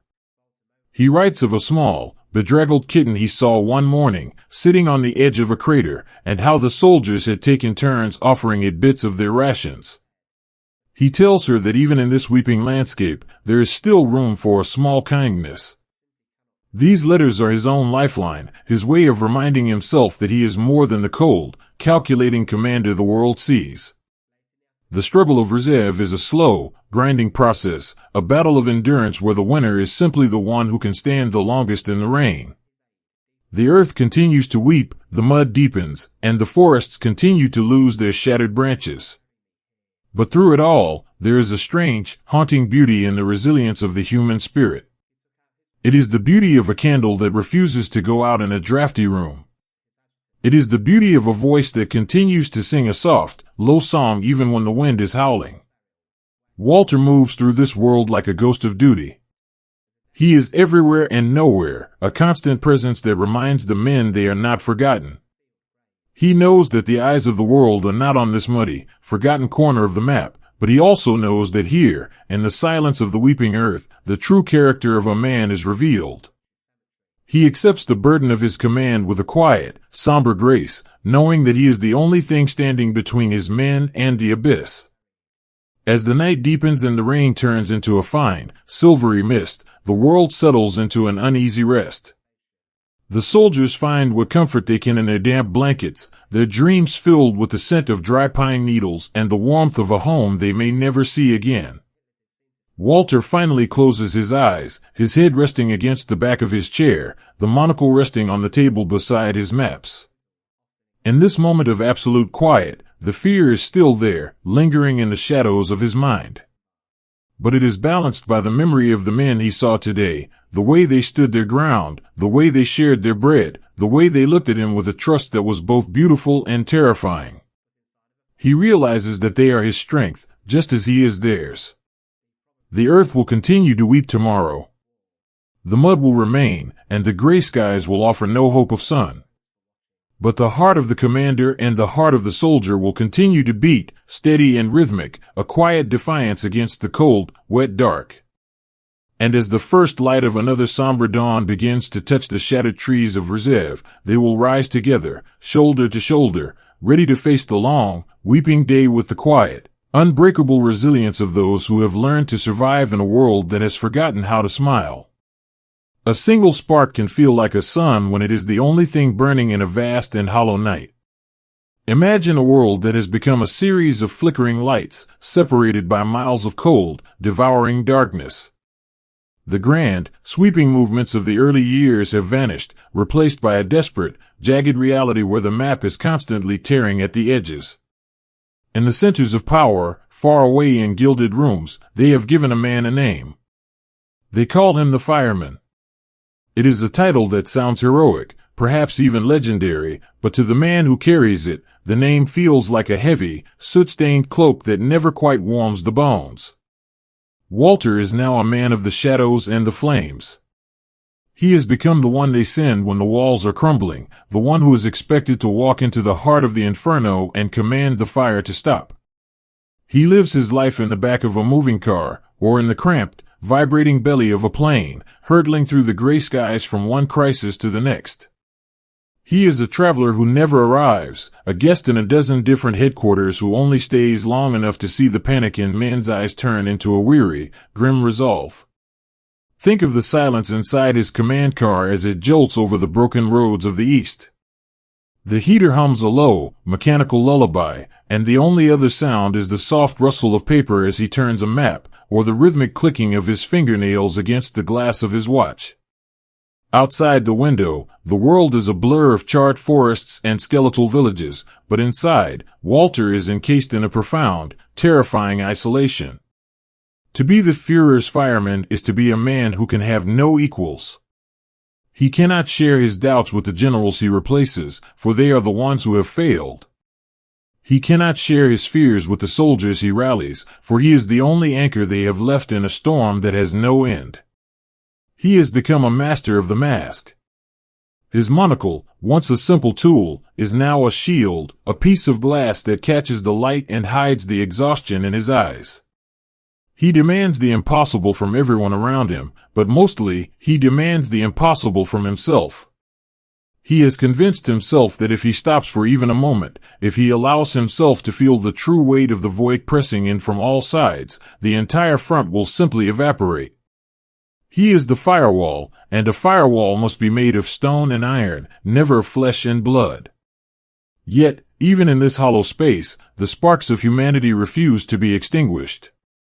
One night, during a blizzard that has turned the world into a howling white tunnel, Walter's car becomes stuck in a drift far from any outpost. The engine coughs and dies, leaving only the sound of the wind screaming against the metal. His driver, a young man with hands chapped raw by the frost, looks back with an expression of pure, shivering terror. He expects the famous, harsh tongue of the field marshal to lash out at him for this failure. But in the absolute dark of the car, Walter does something unexpected. He reaches into his coat and pulls out a small silver flask. He unscrews the cap and hands it to the boy. He doesn't speak. He doesn't offer a lecture on mechanics or duty. He simply waits in the silence while the young man takes a trembling sip of the bitter, warming liquid. In that small, shared moment, the distance between the commander and the commanded vanishes. They are just two souls huddled in a metal box, waiting for the world to stop shaking. Walter realizes, with a sharp and sudden pang, how much he misses the simple, uncomplicated warmth of being just a man among men. As the fireman, he is often the first face a retreating, broken unit sees when they think they have reached the end of their strength. Imagine a group of soldiers, their uniforms rags, their spirits burned to ash, sitting in the ruins of a barn. They have lost their officers, their equipment, and their sense of where the world begins or ends. Suddenly, a car splashes through the mud, and out steps this small, energetic man with the polished monocle. He doesn't give a grand, theatrical speech. He doesn't talk about the glory of the fatherland. Instead, he walks among them, his voice low and raspy, talking about the small things. He asks a soldier about the boots he is wearing. He notices a man trying to mend a coat with a piece of wire and offers him a real needle from his own kit. He speaks of the next hill, the next hour, the next meal. He breaks the infinite, terrifying catastrophe into small, manageable pieces. He gives them back their dignity by treating them not as a defeated mass, but as individual men with names and homes and a single, shared task. When he leaves, the air in the barn is different. The void hasn't gone away, the darkness is still there, waiting outside, but the men have found a small spark of resilience to hold on to. They watch his taillights disappear into the mist, and they wonder how a man so small can carry a burden so vast. In the rare, stolen hours of the night when he is not moving, Walter tries to find a bridge back to the life he left behind. He sits at a borrowed desk in a cold room, the light of a single candle dancing against the damp walls. He writes to his wife, but the words come harder now. How do you describe the sensation of being a fireman in a world made of tinder? He writes instead of the weather, of the way the moon looked through the clouds, or of a poem he remembered from his school days in Gentin. He tells her about the quiet resilience he sees in the eyes of the young recruits, a resilience that breaks his heart even as he relies on it. He writes that he is tired, a confession he would never make to a living soul at the front. He tells her that he dreams of a day when he can sit in a garden and listen to nothing but the sound of the wind in the trees, a day when no one will look to him for a miracle. These letters are his sparks in the void, the only things that keep him from becoming as cold and as hollow as the landscape he is trying to save. He feels a growing, quiet dread that he is no longer fighting a war for victory, but merely fighting for time. He is holding back the darkness so that the people he loves can have one more day of sun. He is the guardian of a crumbling house, patching the roof even as the foundations turn to sand. This realization creates a deep, aching loneliness that he carries with him like a secret illness. He sees the young men dying for the time he is buying them, and he wonders if the trade is fair. He wonders if, in his rigid adherence to his duty, he has become a servant of the very fire he is trying to put out. One evening, he finds himself standing at a railway siding as a train of wounded men prepares to move west. The steam from the engine rises into the freezing air, creating a ghostly, white forest around the tracks. Walter walks along the carriages, looking through the windows at the pale, bandaged faces of the boys who are finally going home. A young soldier, his eyes covered in a thick layer of gauze, reaches out a hand toward the sound of Walter's boots on the gravel. Walter stops and takes the boy's hand. The soldier whispers a question, asking if they are safe now, if the fire has finally been stopped. Walter stands there, the field marshal, the fireman, the man who is supposed to have all the answers. He looks back at the horizon, where the distant, orange glow of the front is still visible against the black sky. He leans down and whispers into the boy's ear. He tells him that he has done his part, that he can rest now, and that the road home is clear. It is a small, merciful lie, a spark of comfort offered to a soul that has given everything. As the train pulls away, the rhythmic clatter of the wheels sounding like a heartbeat, Walter stands alone on the platform, surrounded by the swirling steam and the gathering dark. He feels the weight of his command settling back onto his shoulders, heavier than before. He adjusts his monocle, straightens his coat, and turns back toward his car. There is another fire starting 100 miles to the north. There is another hole in the line that only he can plug. There is another group of men waiting in the shadows for a glimpse of the man who never fails. He steps into the car and the door closes with a dull, final thud. The heater begins its low hum. The maps are unrolled. The fireman prepares to go back into the void, driven by a loyalty that has become his only identity and a discipline that has become his only cage. He is a man made of sparks, burning himself out to keep a dying world from falling into total darkness. As the car moves off into the night, its headlights cutting too thin, fragile paths through the gloom, the world around him settles back into its somber, watchful silence. The fires are still burning, the void is still waiting, and in the center of the storm, a weary leader closes his eyes for just a second, picturing the quiet Saxon pines, before opening them again to face the flames. The loudest roar in the world eventually surrenders to the soft, steady heartbeat of the earth. Imagine a summer evening where the air is so still, you can hear the wings of a dragonfly cutting through the heat shimmer. The sky is a vast, bruised purple, fading into a delicate orange at the edges of the world. But here, on the great, rolling plains of the east, the beauty is scarred. The tall, golden grass of the steppe is no longer swaying in a gentle breeze. It is matted down, scorched black, and broken by the weight of iron behemoths that now sit silent and hollow under the rising moon. This is the silence after the steel.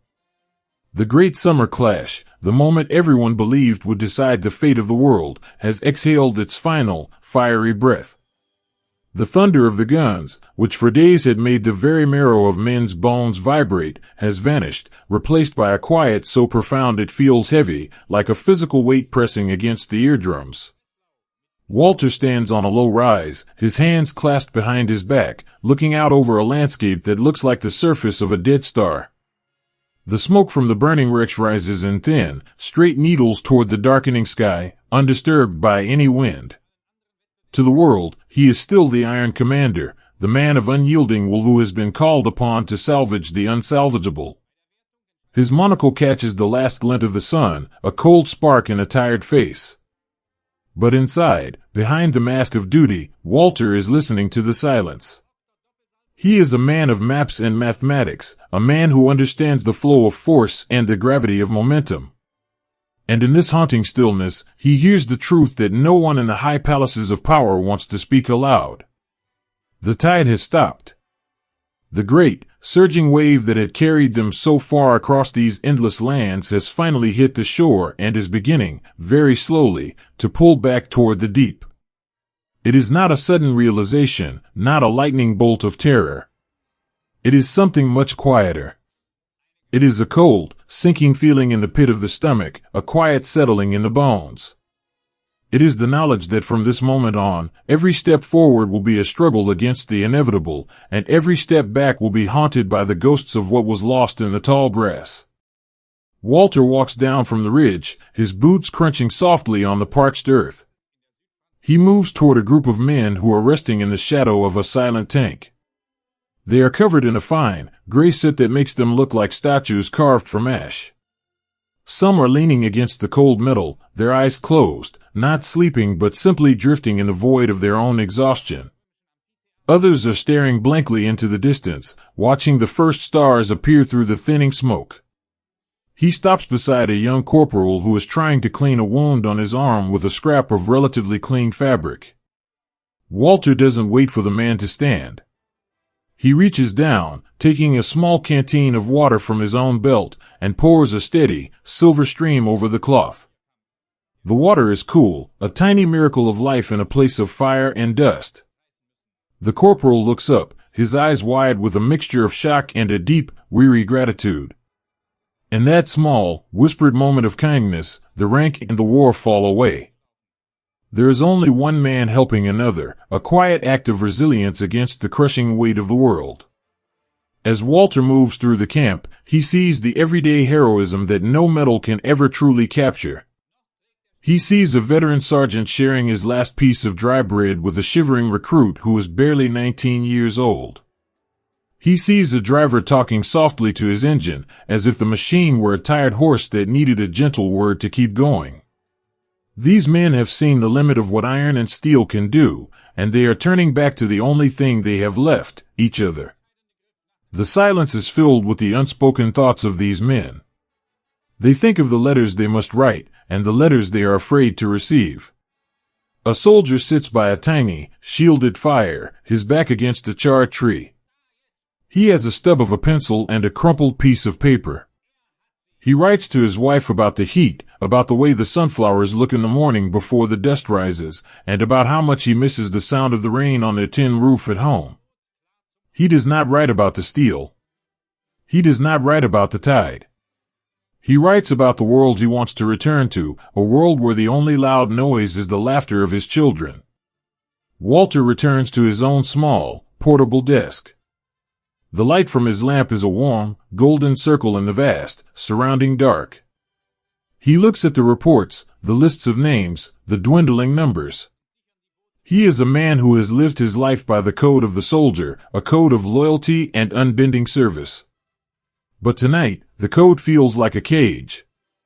He knows that his duty is to hold the line, to stand firm while the world crumbles around him. But he also knows the cost of that duty. He feels the weight of every life he has been given to spend, and he wonders, in the absolute privacy of the night, if he is spending them on a future that no longer exists. He thinks of the Saxon pines of his childhood, of the way the forest always felt permanent and safe. He remembers the quiet boy who listened to the wind. He wishes he could tell that boy to stay in the shadows, to never leave the safety of the trees. But the boy is gone, replaced by a field marshal who must lead his army through a long, darkening twilight.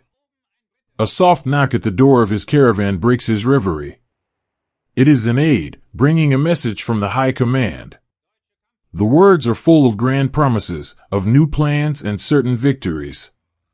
Walter reads them by the flickering light, his face unreadable. He knows these words are hollow. They are the sounds of men who are afraid of the silence. He folds the paper carefully and sets it aside. He will do his duty.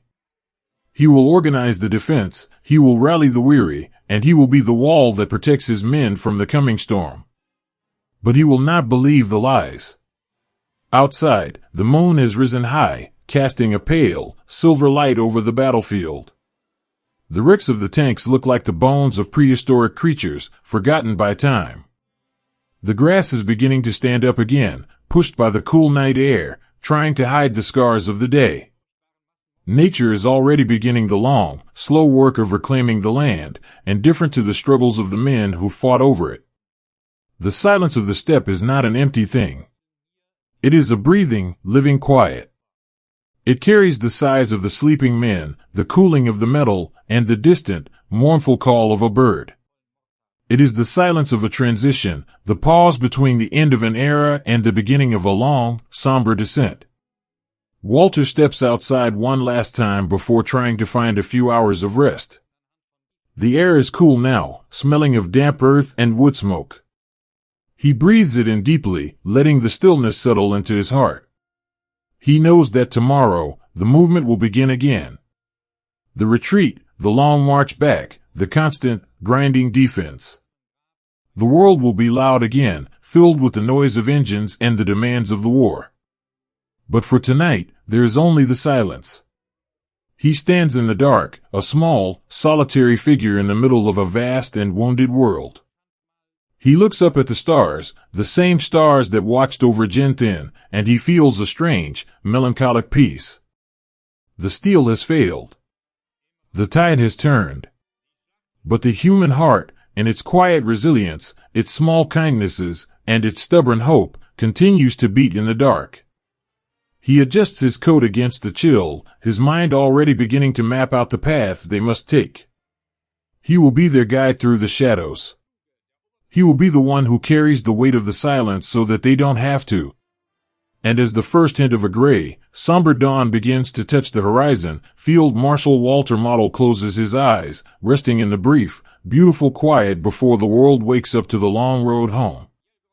Every mile gained in the bright, hopeful sun of summer must now be paid for in the cold, dark labor of the rain. Imagine, if you can, a world that has lost its color. The vibrant golds and deep greens of the steppe have been washed away by a sky the color of wet slate. The horizon is no longer a distant promise, it is a heavy, weeping curtain that moves with you, closing you in. This is the time of the great turning back. The maps that once pointed toward the rising sun are now being folded and refocused toward the west, toward a home that feels like a fading dream at the edge of a vast, gray ocean. The earth itself has become a living, breathing obstacle. The roads have dissolved into rivers of dark, thick mire, a substance that is neither water nor land, but a clinging, heavy weight that wants to keep everything it touches. Listen to the sound of the march. It is not the sharp, rhythmic stamping of a parade. It is the slow, rhythmic shuck-shuck of boots being pulled from the mud. It is the groan of wooden wagons, the heavy, wet breathing of horses with heads bowed low, and the quiet, constant sighing of the wind through the tall, dead grass. Walter is there, in the very heart of the sludge. He is no longer the commander in the polished car.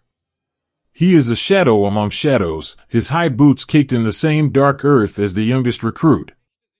He moves through the slow-moving columns not with the frantic energy of the earlier years, but with a somber, steady determination. He understands that this is the hardest task a soldier can face, to walk away, to give up the ground that was bought with the lives of brothers, and to keep the heart from breaking under the weight of the retreat. He stops frequently. He stands by the side of the road, a small, solitary figure in a gray greatcoat, watching his army flow past him like a dark, sluggish river. He doesn't look for military precision anymore. He looks at the faces. He sees the hollow cheeks, the eyes that have seen too much, and the way the men lean into the wind, their shoulders hunched against the damp chill. When a group of soldiers stumbles, their boots slipping in the filth, Walter is there. He doesn't bark an order. He reaches out a gloved hand, steadying a man, offering a brief, silent nod of recognition. In that small moment, he is telling them that they are still men, still valued, and that they are not alone in the mud. The retreat is a long, slow conversation with the ghosts of the past. As the men march westward, they pass the places they saw in the bright, confident days of the advance. There, by a shattered stone well, is where they shared a laugh during the harvest. There, beneath a lone, skeletal birch tree, is where a friend was laid to rest in a shallow grave. Now, they must leave these markers behind. Every footprint they press into the mud feels heavy with the memory of those who can no longer walk beside them. The silence of the column is filled with the unspoken names of the fallen, a soft, internal litany that keeps time with the pace of the march. In the late afternoon, when the light begins to fail and the mist rolls in from the marshes, the column finds a moment of rest. They huddle in the ruins of a village, a place where only the blackened chimneys remain, standing like headstones. There is no grand shelter here, only the cold comfort of a shared blanket and the small, flickering warmth of a fire made from damp wood. Watch a soldier as he sits on a broken crate, his hands trembling with exhaustion. He pulls a small, silver locket from beneath his tunic. Inside is a lock of hair and a tiny, hand-painted portrait. He doesn't speak. He just looks at it, his thumb tracing the smooth metal. Around him, his comrades are doing the same, searching for fragments of their former lives in the pockets of their muddy coats. One man finds a dry crust of bread and breaks it into 3 pieces, sharing it with the men on either side of him. They eat in silence, the simple act of sharing becoming a sacred ritual of survival. This is the heroism of the retreat, not a glorious charge, but the quiet resilience of a man who chooses to be kind when he has nothing left to give. Walter sits in a corner of a roofless house, a map spread across his knees. The rain drips steadily from a charred beam, splashing onto the paper, but he doesn't move to wipe it away. He is writing a letter home. His handwriting, usually so sharp and precise, is softer now, the ink smearing slightly in the damp air. He doesn't write about the strategic withdrawal or the shifting lines of the front. He writes to his wife about the persistence of the grass. He tells her how, even in the middle of the mud and the ruins, he saw a single, stubborn flower blooming in a crater. He tells her that he dreams of the smell of the Saxon pines, and of the way the light looks when it hits the canal in Genthin. In the privacy of his own mind, he wrestles with the weight of the footprints they are leaving. He knows that history will judge the movements of armies, but he feels the weight of the individual lives. He wonders how many of these boys will ever feel the warmth of a real bed again. He feels a deep, paternal sorrow for his lost generation, the young men who have been aged by the mud until they look like old men in young bodies. He carries their private fears of being forgotten, of never going home, of the endlessness of the gray, and he folds them into his own heart, masking them with the stern, monocled face he shows to the world. As the night deepens, the temperature drops, and the mud begins to stiffen with a thin crust of ice. The world becomes brittle and sharp. The soldiers sleep fitfully, their breath rising in small, ghostly clouds. Walter walks through the ruins, checking the sentries. He finds a young boy, barely 18, standing watch at the edge of the village. The boy is shivering, his hands frozen to the metal of his rifle. Walter unfastens his own heavy wool scarf, a gift from home, and wraps it around the boy's neck. He whispers a few words, a simple encouragement to hold on until the dawn, and moves on before the boy can find the words to thank him. The footprints in the mud are not just marks of a retreat, they are a map of the human spirit's endurance. They speak of a loyalty that survives even when the cause is failing. They speak of the stubborn, quiet refusal to simply lie down and let the mud take them. When the sun finally rises, a pale, watery orb that offers no heat, the whistle blows. The men rise from the cold earth, their joints creaking, their eyes fixed on the road ahead. They shoulder their packs, help the wounded to their feet, and begin the long, rhythmic shuk-shuk once more. The columns move out, a dark, determined line stretching toward the western horizon.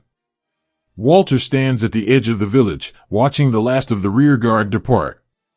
He looks back one last time at the desolate eastern lands, the vast, weeping expanse that has swallowed so much of his life and the lives of his men. He feels the ghosts lingering in the mist, the silent watchers who stay behind in the mud. He offers them a final, private salute in the stillness of his heart. Then, he turns his back on the east. He steps into the deep, dark mire, adding his own footprints to the thousands already pressed into the soil. He follows his men, walking toward the shadows, toward the uncertainty, and toward the home that waits somewhere beyond the gray. The road is long, the mud is deep, and the ghosts are many, but the march continues, one heavy, resilient step at a time, through the somber, weeping heart of a world that is slowly coming to an end. A single candle, burning low in a room full of shadows, is a heavy thing to watch when you are waiting for a sun that may never rise again. Imagine a room tucked away in a quiet corner of a manor house, far from the frantic shouting of the world outside. The walls are lined with old, leather-bound books that smell of dust and forgotten wisdom. Outside the window, a soft, silver rain is falling, pattering against the glass like 1,000 tiny fingers seeking entry. Inside, the only sound is the rhythmic, hypnotic ticking of a grandfather clock in the hallway, steady, relentless, indifferent. In the center of this pool of amber light sits Walter. He is alone. The maps on his desk are no longer vibrant with the bold, red arrows of ambition. They are worn and frayed at the edges, covered in the frantic, lead pencil scribbles of a man trying to hold back the tide with a handful of sand. He wears his uniform still, though the collar feels tighter than it ever did before. It is no longer just a garment, it is a weight, a suffocating chain of loyalty that he has forged himself, link by link, over a lifetime of service. To the men outside that door, he is still the lion, the fireman, the man whose will can bend the very arc of fate. But here, in the twilight of the mind, the mask is set aside. He rests his head in his hands, his fingers tracing the deep, jagged lines of exhaustion on his forehead. He is wrestling with a ghost that has no name, a quiet, persistent voice that whispers in the dark, asking him what remains when the cause has lost its soul. He has lived his life by a simple code, duty, discipline, and the unswerving path of the soldier. It was a comfortable house to live in, once. It shielded him from the messy uncertainties of politics and the shifting winds of morality.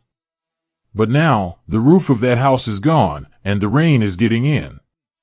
He looks at the orders on his desk, stark, demanding, and increasingly detached from the reality of the bleeding men in the mud. He feels the cold, hard edges of his loyalty cutting into him. He is a man of honor trapped in a world where honor has been twisted into a blindfold. In the middle of the night, a young orderly enters the room, moving quietly so as not to disturb the commander's thoughts. He carries a tray with a single cup of herbal tea, the steam rising in a thin, fragrant curl. The boy is young, his uniform slightly too large for his narrow shoulders, his eyes wide with a quiet, lingering fear. Walter looks up, and for a heartbeat, he doesn't see a soldier. He sees the son of a neighbor in Gentin. He sees a boy who should be at a piano, or walking through a summer field, not standing in the shadow of a collapsing world. Walter reaches out and takes the cup, his hand brushing the boy's trembling fingers. He doesn't offer a stern word or a demand for a report. Instead, he speaks in a low, gentle whisper. He asks the boy about his mother, about the town he comes from, about the things he misses most. The boy speaks of a small bakery that smells of cinnamon and yeast, and of a girl who promised to wait for him under the linden trees.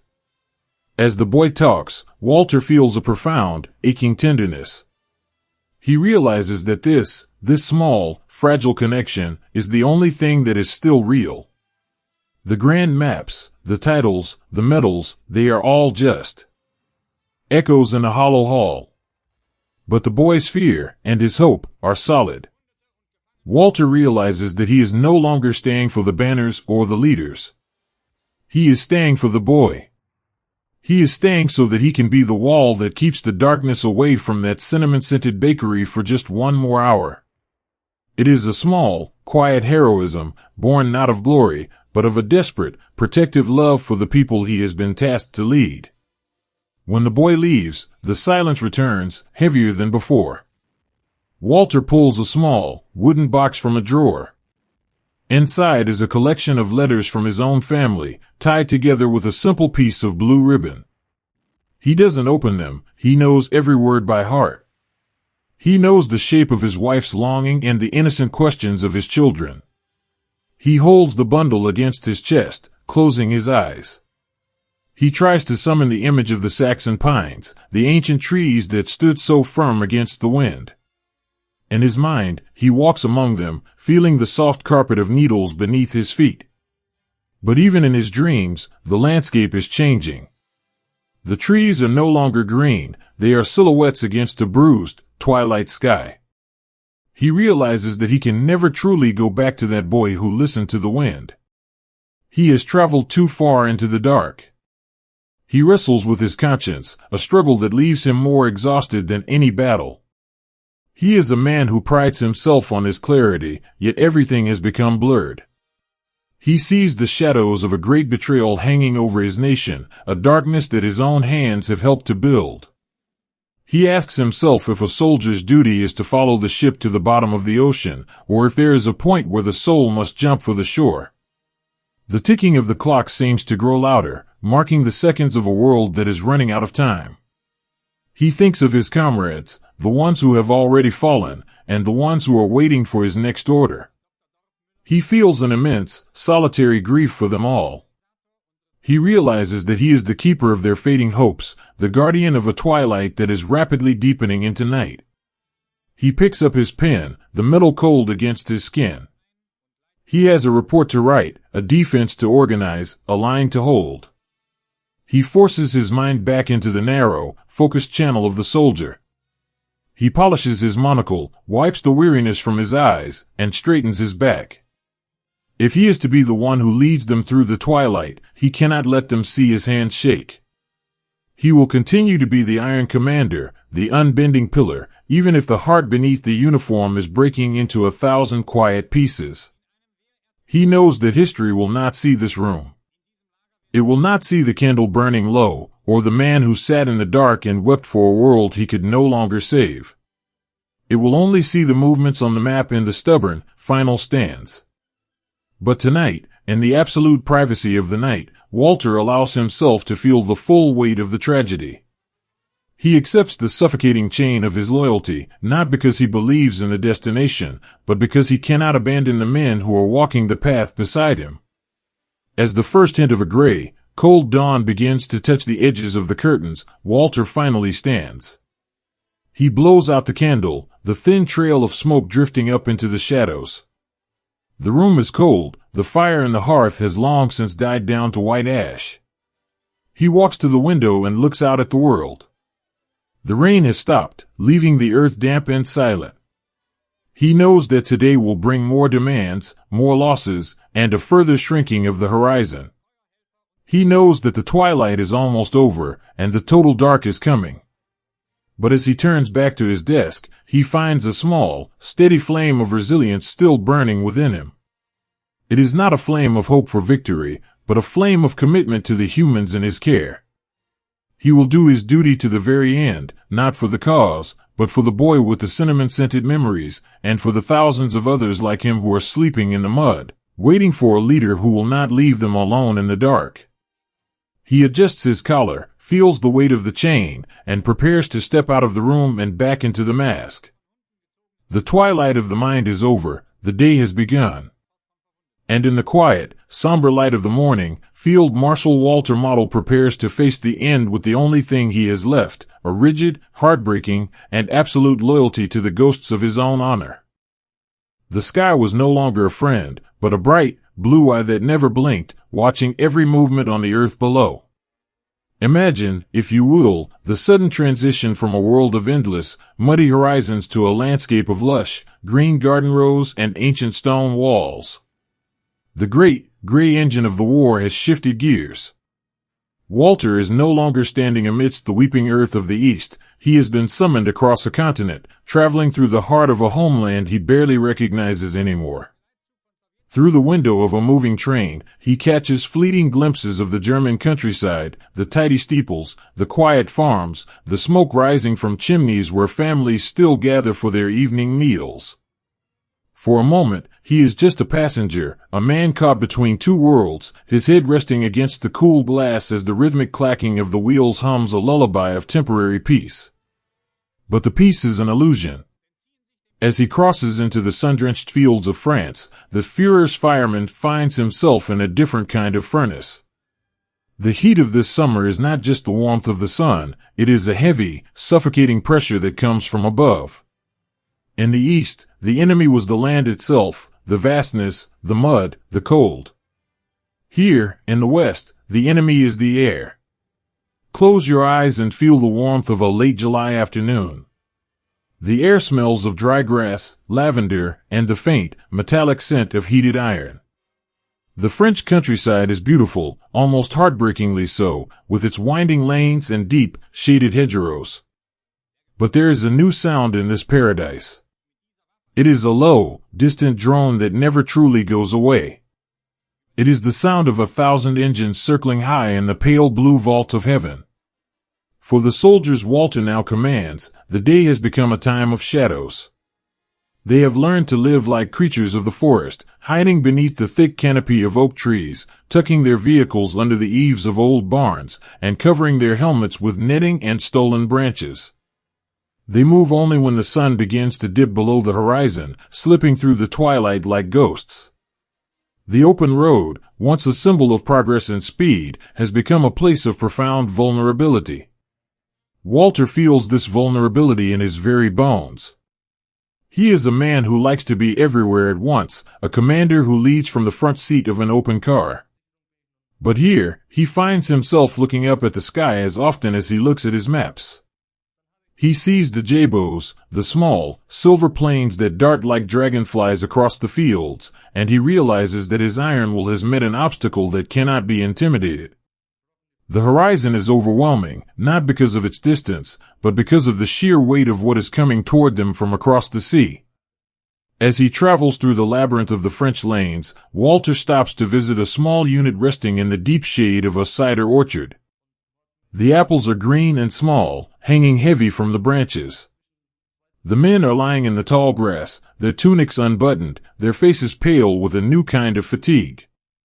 They are not the hardened veterans of the steppe. Many are young boys, their eyes wide with the shock of a war that moves with a speed they weren't prepared for. Walter steps out of his car, his boots crunching on a fallen apple. He doesn't bring the sharp, biting energy he often showed in the East. He sees the way these boys look at the sky every time a bird chirps or a distant engine coughs. He walks among them, sitting down on a moss-covered stone. He asks a young soldier about the letter he is trying to write. The boy, barely 18, is struggling to find words for his mother. How do you tell someone you love that the world has turned into a place where even the sunlight feels dangerous? Walter takes the boy's pencil, his fingers steady, and helps him find a simple sentence. He speaks of the beauty of the trees, of the kindness of a local farmer who shared a jug of cool water, and of the hope for a quiet autumn. He offers the boy a piece of his own chocolate, a small, melting square of sweetness that represents a moment of normalcy in a world gone mad. In this orchard, for 10 quiet minutes, Walter is not the field marshal. He is the music teacher's son from Gen 10, remembering what it feels like to be young and afraid. But the fireman cannot linger in the shade forever. He returns to his headquarters, a small chateau where the windows have been taped to prevent them from shattering. The maps are spread out once more, but the arrows are pointing inward. He is orchestrating a giant, backwards dance, trying to save his men from being swallowed by the rising tide. In the quiet hours of the night, when the planes have finally gone and the only sound is the chirping of crickets, Walter sits on a stone balcony, looking toward the west. The horizon is lit with the constant, flickering glow of distant artillery, like a summer thunderstorm that never breaks. He feels a deep, gnawing desperation. He knows that his skill as a defensive master is being tested as never before. He is fighting a battle of time, trying to buy enough hours for his men to reach the shelter of the great rivers. He writes to his wife by the light of a small, shielded lamp. His words are reflective, almost poetic. He describes the way the French light differs from the light in Russia, how it is softer, more golden, yet carries a sharpness that cuts. He tells her that he feels like a man trying to hold back the ocean with a wooden fence. He doesn't speak of defeat, his pride would never allow it, but he speaks of the weight of the world. He tells her he dreams of their garden, of the smell of the damp earth after a rain, and of a silence that doesn't hold the threat of fire.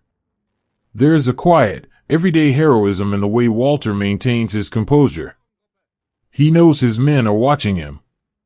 If he shows fear, the line will break. If he shows exhaustion, the spirit of the army will crumble. So he wears his monocle like a shield, he keeps his uniform immaculate despite the dust, and he moves through the chaos with a calm, deliberate pace. He is the anchor in the storm, even as he feels the anchor chain beginning to fray. One afternoon, he finds himself caught in the open during an air raid. He and his driver dive into a shallow ditch at the edge of a field of sunflowers. As the iron hail falls around them, Walter finds himself staring at the face of a single sunflower, its yellow petals dusted with the grit of the road. He watches a small beetle crawling slowly across the flower's center, oblivious to the thunder shaking the earth. In that moment, Walter feels a strange, detached peace. He realizes that the world of nature, the world of the pines and the sunflowers, will endure long after the empires have turned to ash. He feels a sudden, sharp longing to be like that beetle, to have a world that is only as large as a single flower. When the plains are gone and the dust settles, he stands up and brushes the dirt from his coat. He helps his trembling driver to his feet, patting the young man's shoulder with a quiet, fatherly hand. "It's all right," he whispers. The sun is still shining. The tides of summer continue to rise. The green fields of France are slowly being traded for the gray stone of the frontier. Walter is leading his men home, but it is a journey of shadows and silence. He carries the private fears of thousands in his heart, a heavy cargo that he cannot set down. He sees the overwhelming horizon, the endless columns of the enemy, the skies that offer no mercy, and he understands that he is playing the final movements of a tragic symphony.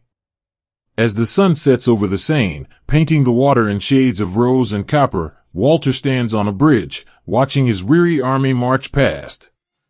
Their footsteps are a soft, rhythmic pulse against the ancient stone. He sees the quiet resilience in their bowed heads, the way they help each other along, the small kindnesses shared in the twilight. He realizes that even in this desperation, there is a beauty that the war cannot touch. It is the beauty of the human spirit, refusing to be extinguished. He straightens his back, adjusts his cap, and prepares for another night of movement, another night of holding the line. The fireman is still at work, but the fire is vast and the water is low. He will do his duty until the very end, not for the grand designs of the state, but for the boys in the orchard, for the letters home, and for the quiet, fading hope that somewhere, beyond the smoke and the steel, a peaceful summer still waits to be found. He turns away from the sunset and steps back into the shadows of his command, a solitary figure moving against the tide, carrying the light of his own stoic honor into the gathering dark. The tides are coming in, and the sky is watching, but for one more night, Walter Model will ensure his men find a place to rest beneath the trees. Sometimes, the most beautiful things in the sky are the ones that carry the deepest sorrow. Imagine a Sunday afternoon in the heart of a Dutch autumn. The air is crisp, carrying the scent of damp earth, ripening apples, and the faint, sweet smell of wood smoke from the chimneys of Arnhem.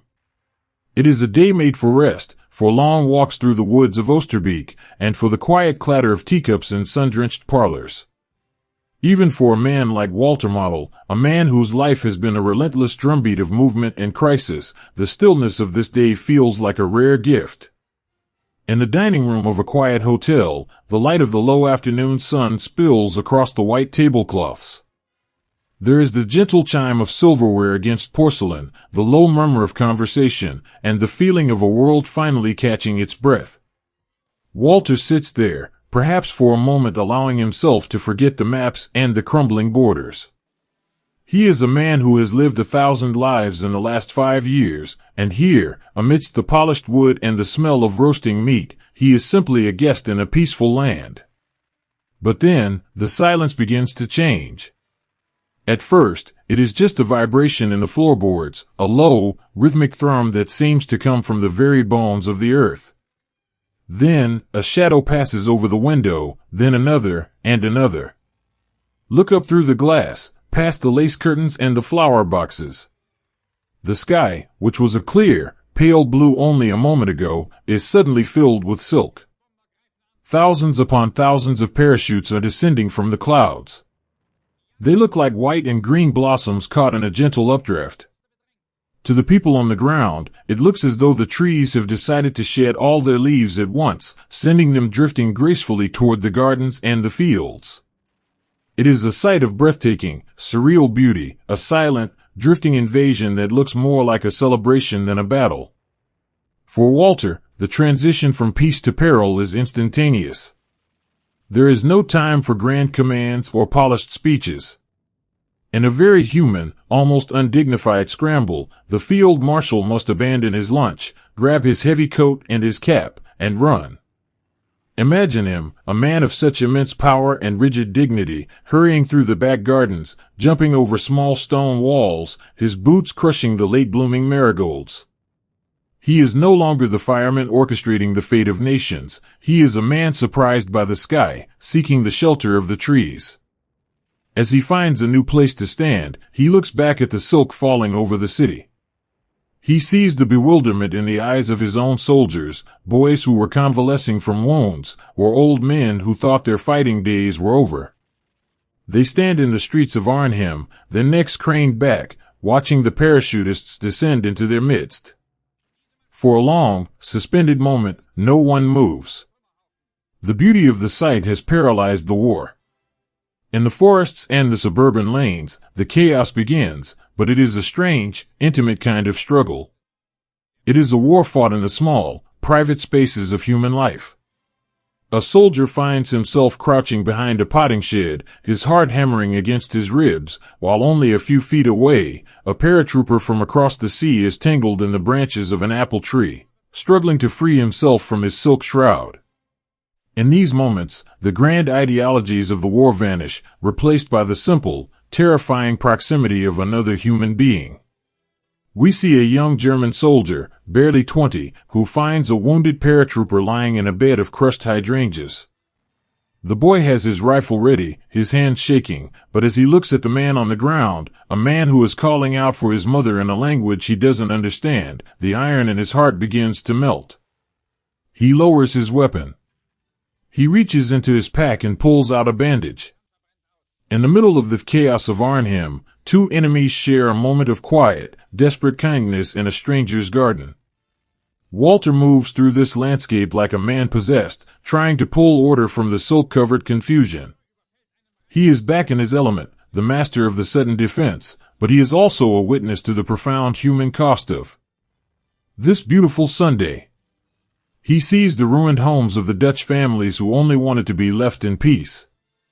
He sees the silk parachutes draped over the chimneys like white flags of surrender. He feels the weight of the town's sorrow pressing in on him, a sorrow that no tactical victory can ever truly lift. He writes a letter that evening, perhaps by the light of a stolen candle in a darkened cellar. He doesn't write about the paratroopers or the bridges. He writes about the trees. He tells his wife how the silk looked in the branches, and how strange it was to see the war arrive in such a graceful, silent way. He mentions the smell of the brick dust in the air, a smell that reminds him of the ruins of the East, and he confesses a deep, weary longing for a world where the only things falling from the sky are the actual leaves of autumn. Throughout the city, the nights are filled with the soft, rustling sounds of men moving through the shadows. The fighting is fierce, but it is punctuated by long periods of haunting silence. In a hospital basement, a German medic and a British doctor work side by side, their sleeves rolled up, their hands stained with the same red life force. They don't talk about the front lines or the orders from above. They talk about the patients. They share a single, precious cigarette during a 5-minute break, leaning against the cold stone wall, the smoke curling up toward the ceiling. In the flickering light, they are not enemies, they are two tired men trying to hold back the darkness with a few rolls of gauze and a steady hand. There is a quiet resilience in the people of Arnhem, too. They open their doors to the wounded, regardless of the uniform they wear. They share their meager supplies of bread and water, their faces set in a mask of stoic endurance.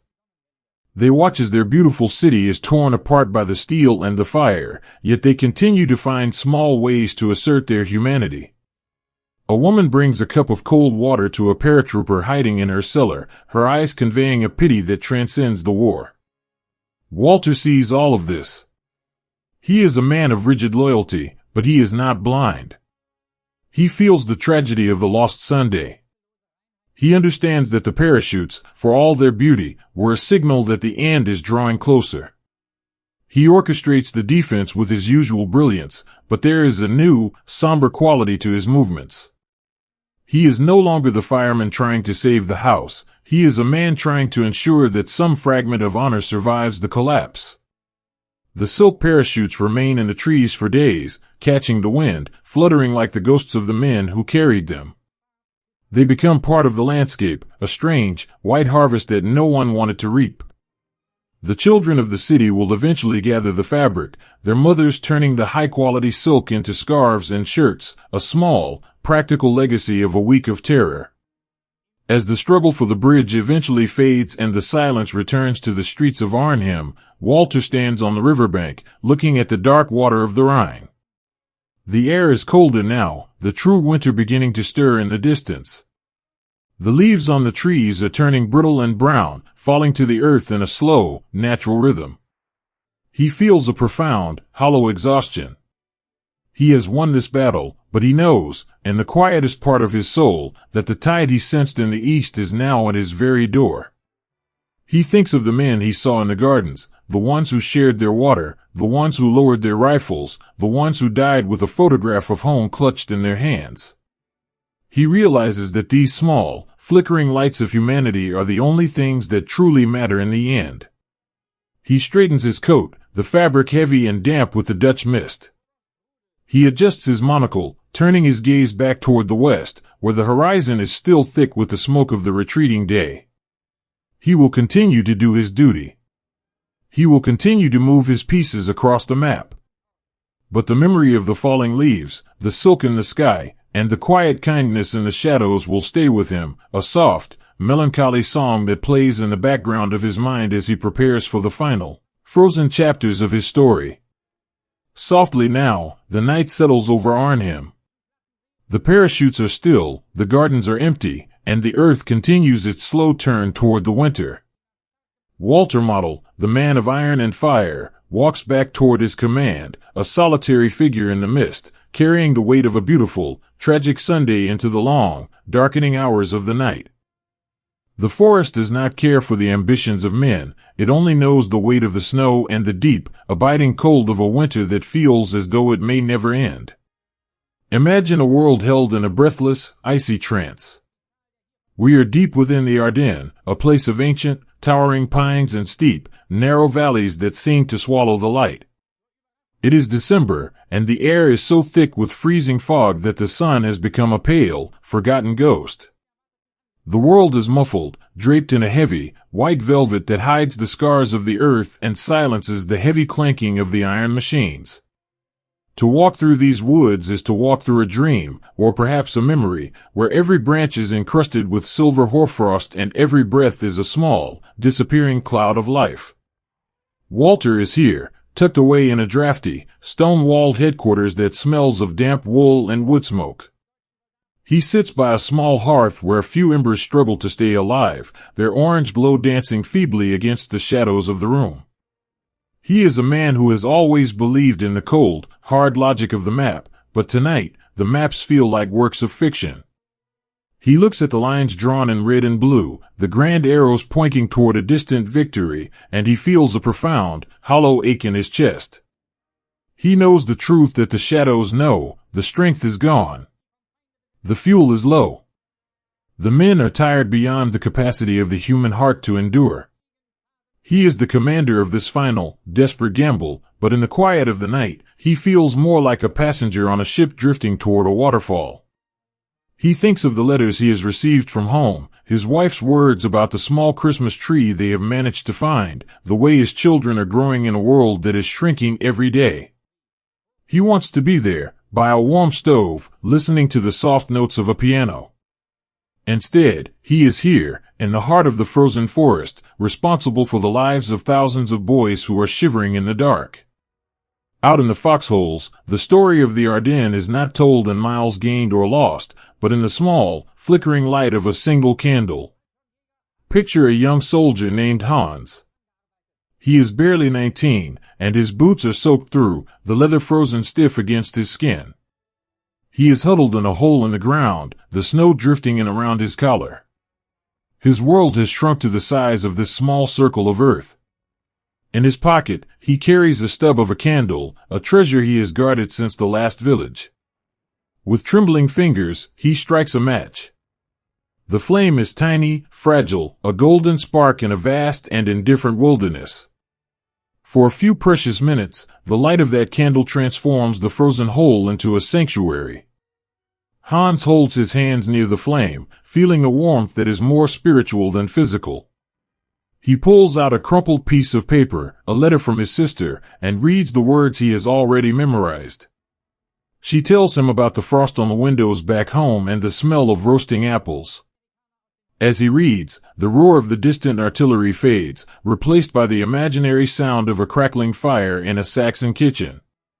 He shares the tiny flame with his comrade, a grizzled veteran who has lost the ability to hope. They don't speak, they simply watch the candle burn, two souls tethered to life by a single inch of wax. This is the quiet resilience of the Ardennes. It is the heroism of the man who gives his only pair of dry socks to a friend. It is the kindness of the medic who crawls through the freezing slush not to kill, but to offer a sip of water and a hand to hold in the dark. It is the shared silence between enemies who realize, as they huddle in their respective trenches, that the cold is a more formidable foe than the man in the opposite uniform. There is an old story told in these woods, whispered like a bedtime tale. A woman living in a small cottage on the edge of the forest found 3 German soldiers and 2 Americans at her door on a bitter Christmas Eve. They were lost, frozen, and hungry. Instead of turning them away or letting them fight, she made them leave their weapons in the snow. She invited them inside to share a simple meal of potatoes and bread. For one night, in the middle of the greatest conflict the world had ever known, the war stopped at the threshold of a kitchen. They were just men again, sharing the warmth of a stove, their private fears momentarily stilled by the grace of a stranger. Walter hears these stories, and they settle into the quiet corners of his mind. He moves through the forest during the day, his car slipping through the whiteout conditions. He sees the young recruits, their faces unlined and pale, standing like ghosts in the mist. He sees the grandfathers and grandsons who have been called up to fill the gaps in the ranks. He stops to talk to them, his voice low and calm, masking his own despair. He tells them they are doing well. He tells them to keep their feet dry. He offers a cigarette, a small, shared moment of normalcy. He is trying to be the anchor for them, even as he feels his own heart drifting. The Hitler weather, the thick, protective fog that kept the planes away, is both a blessing and a curse. It provides a shroud, but it also creates a sense of profound isolation. You can be 10 feet away from a friend and feel as though you are the only person left on Earth. The forest becomes a labyrinth of white and gray, where the only landmarks are the charred skeletons of tanks and the frozen bodies of those who couldn't hold on. One evening, Walter finds himself standing at the edge of a ridge, looking down into a valley where the fog has momentarily thinned. He sees the flickering lights of the enemy's campfires in the distance. They look like fallen stars. He realizes that the men down there are just as cold as his own. They are also writing letters home. They are also dreaming of a sun that offers warmth instead of just light. He feels a sudden, overwhelming sense of the futility of it all, the grand designs, the iron will, the sacrifice of an entire generation for a horizon that keeps retreating. He writes to his wife that night, his hand steady but slow. He tells her that the forest is beautiful in its own terrible way. He describes the way the snow looks under the moonlight, like crushed diamonds scattered over a grave. He tells her he is safe, though he knows that safety is a relative term in a world made of ice. He doesn't mention the offensive's failure. He doesn't mention the empty fuel drums or the mounting losses. He tells her he loves her, and he asks her to keep a candle burning in the window for him, a beacon to guide him through the long, dark woods. As the days turn into weeks, the sky eventually clears. The beautiful threat of the sun returns, and with it, the silver plains that circle like hawks. The shroud is gone. The gamble has been lost. The tide that was momentarily held back by the trees is now a flood, and Walter knows that the end is no longer a distant possibility, but a certainty that is knocking at the door. But even as the retreat begins, even as the iron machines are abandoned in the snow for lack of fuel, the human stories continue to flicker like that candle in the foxhole. A soldier carries a wounded comrade for miles through the drifts, refusing to leave him behind. A village priest shares his last bottle of wine with a group of exhausted boys. A mother in a ruined farmhouse sings a lullaby to her child, her voice a soft, defiant melody against the rumble of the approaching front. Walter watches his army pull back, his face a mask of stoic resolve. He is the master of the defense, the one who must ensure that the retreat doesn't turn into a catastrophe. He works through the nights, his mind a blur of logistics and movements, but he never loses sight of the individuals. He makes sure the wounded are moved first. He ensures that the rear guard has what they need to hold on for just one more hour. He is the shepherd of a flock that is shrinking every day, leading them through the frozen wilderness toward a home that is becoming a battlefield itself. The Ardennes was the final gasp of a dying flame, a brief flare of light before the total dark. It was a place of immense suffering, but also of a quiet, desperate heroism that is often lost in the grand narratives of history. It was a place where men learned that when everything else is stripped away, the glory, the cause, the hope of victory, the only thing that remains is the person standing next to you. As the last of the snow begins to melt in the early, gray light of a coming spring, the forest begins to reclaim the silence. The foxholes will eventually fill with leaves. The charred iron will be covered by moss. But the memory of the flicker in the dark will remain. Walter Model stands at the edge of the forest one last time before the borders of his world close in completely. He looks back at the dark pines, the trees that remind him so much of Genthin. He feels the cold wind on his face, a wind that carries the scent of the end. He straightens his coat, adjusts his monocle, and prepares for the final chapter. The candle in the snow has burned down to the wick, but for a brief, beautiful moment, it held back the night. And in the heart of a commander who has seen it all, that small light is the only thing that still makes sense. He turns away from the forest and walks toward the setting sun, a man of iron and shadows, carrying the weight of the winter in his soul, ready to face the closing circle with the quiet, somber grace of a soldier who has nothing left to give but his loyalty to the very end. The winter is fading, but the circle is tightening. The circle does not close with a snap, but with a slow, heavy sigh, like a weary traveler finally setting down a burden too great to carry. Imagine a world made of iron, brick, and gray, shifting smoke.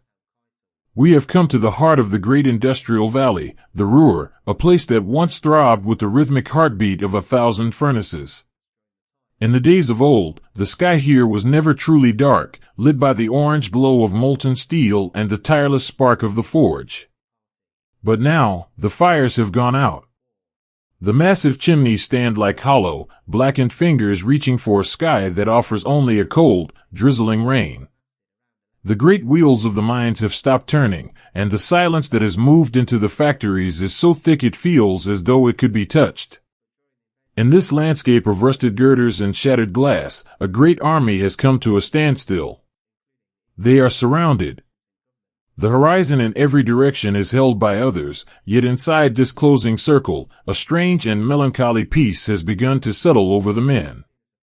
The frantic energy of the retreat, the desperate hope of the counterattack, the fear of what lay beyond the next hill, it has all begun to evaporate, replaced by the simple, hollow realization that there is nowhere left to go. The war, which had seemed like a storm that would never end, has finally run out of wind. Walter is there, in the center of the ruins. He is no longer the man of the open car and the restless energy. He moves through the rubble of a bombed-out headquarters with a slow, deliberate step, his boots crunching on the fragments of a civilization that is being ground into dust. The fireman has no more water to throw. He looks at his maps, but the lines he draws now are small, circles within circles, until they are nothing more than dots on the paper. He is a man who has lived his life by the clock, by the order, by the rigid demands of duty, and now, for the first time, he finds himself in a space where time has lost its meaning. He stands by a window with no glass, looking out at a courtyard where a group of his soldiers are resting. They are sitting among the piles of brick, their uniforms torn, their faces smeared with the soot of the valley. They are not cleaning their rifles or studying their positions. Instead, they are doing things that belong to a much older, much quieter world. One man is carefully whittling a piece of wood, his knife moving with a gentle, practiced rhythm. Another is sharing a small, precious tin of peaches with a comrade, each taking a single, golden slice with the reverence of a religious ritual. They are talking in low voices, not of the enemy or the collapse, but of the taste of the fruit, and of the orchards they remember from a time before the world turned to iron. Walter watches them and feels a profound, aching sense of relief for them. He realizes that the closing circle has brought them back to themselves. Stripped of the possibility of victory, they have found their humanity again. They are no longer cogs in a great, destructive machine. They are simply men, tired and hungry, finding solace in a piece of wood or a shared sweet. He sees a veteran sergeant, a man who has likely seen the fires of the East and the frost of the Ardennes, reach out and gently pat the hand of a young boy who is weeping silently in the shadows. There is no judgment in the gesture, only a quiet, fatherly kindness that transcends the uniform. In these final days, Walter finds himself writing letters that he knows may never be delivered. He sits at a small, scarred wooden table, the light of a single oil lamp casting long, dancing shadows against the cracked plaster of the walls. He writes to his wife, but he no longer speaks of the front or the struggle. He writes of the stillness. He tells her that the silence of the Ruhr is the most beautiful thing he has heard in years. He describes the way the moss is beginning to grow over the rusted pipes of a nearby factory, nature's soft green blanket reclaiming the world of men. He tells her he dreams of the Saxon pines, and of the way the wind sounded in Genthin when he was a boy, a sound that he can finally hear again now that the guns have stopped. He is wrestling with a great, solitary decision. He is a field marshal, bound by oaths that are as heavy as the iron of the valley.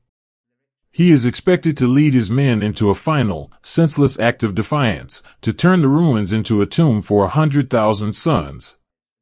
But as he walks through the ruins, as he sees the quiet resilience of his soldiers and the way they care for one another in the dark, his heart begins to rebel against his own rigid code. He looks at the lost boys of his army and knows he cannot be the one to extinguish their last, flickering lights. In a moment of quiet, everyday heroism that history would rarely speak of, Walter begins to move through the offices of his staff. He doesn't give grand speeches. He speaks in a whisper, his voice calm and certain. He begins to sign papers that dissolve the army. He tells his officers to let the men go. Not to surrender them as a mass, but to simply tell them to take off their uniforms, to find civilian clothes, and to walk toward the homes that are waiting for them. He is breaking every rule he has ever lived by, unraveling the very fabric of his identity to save the lives of the humans in his care. It is an act of profound, quiet mercy, born from the ruins of his own ambition.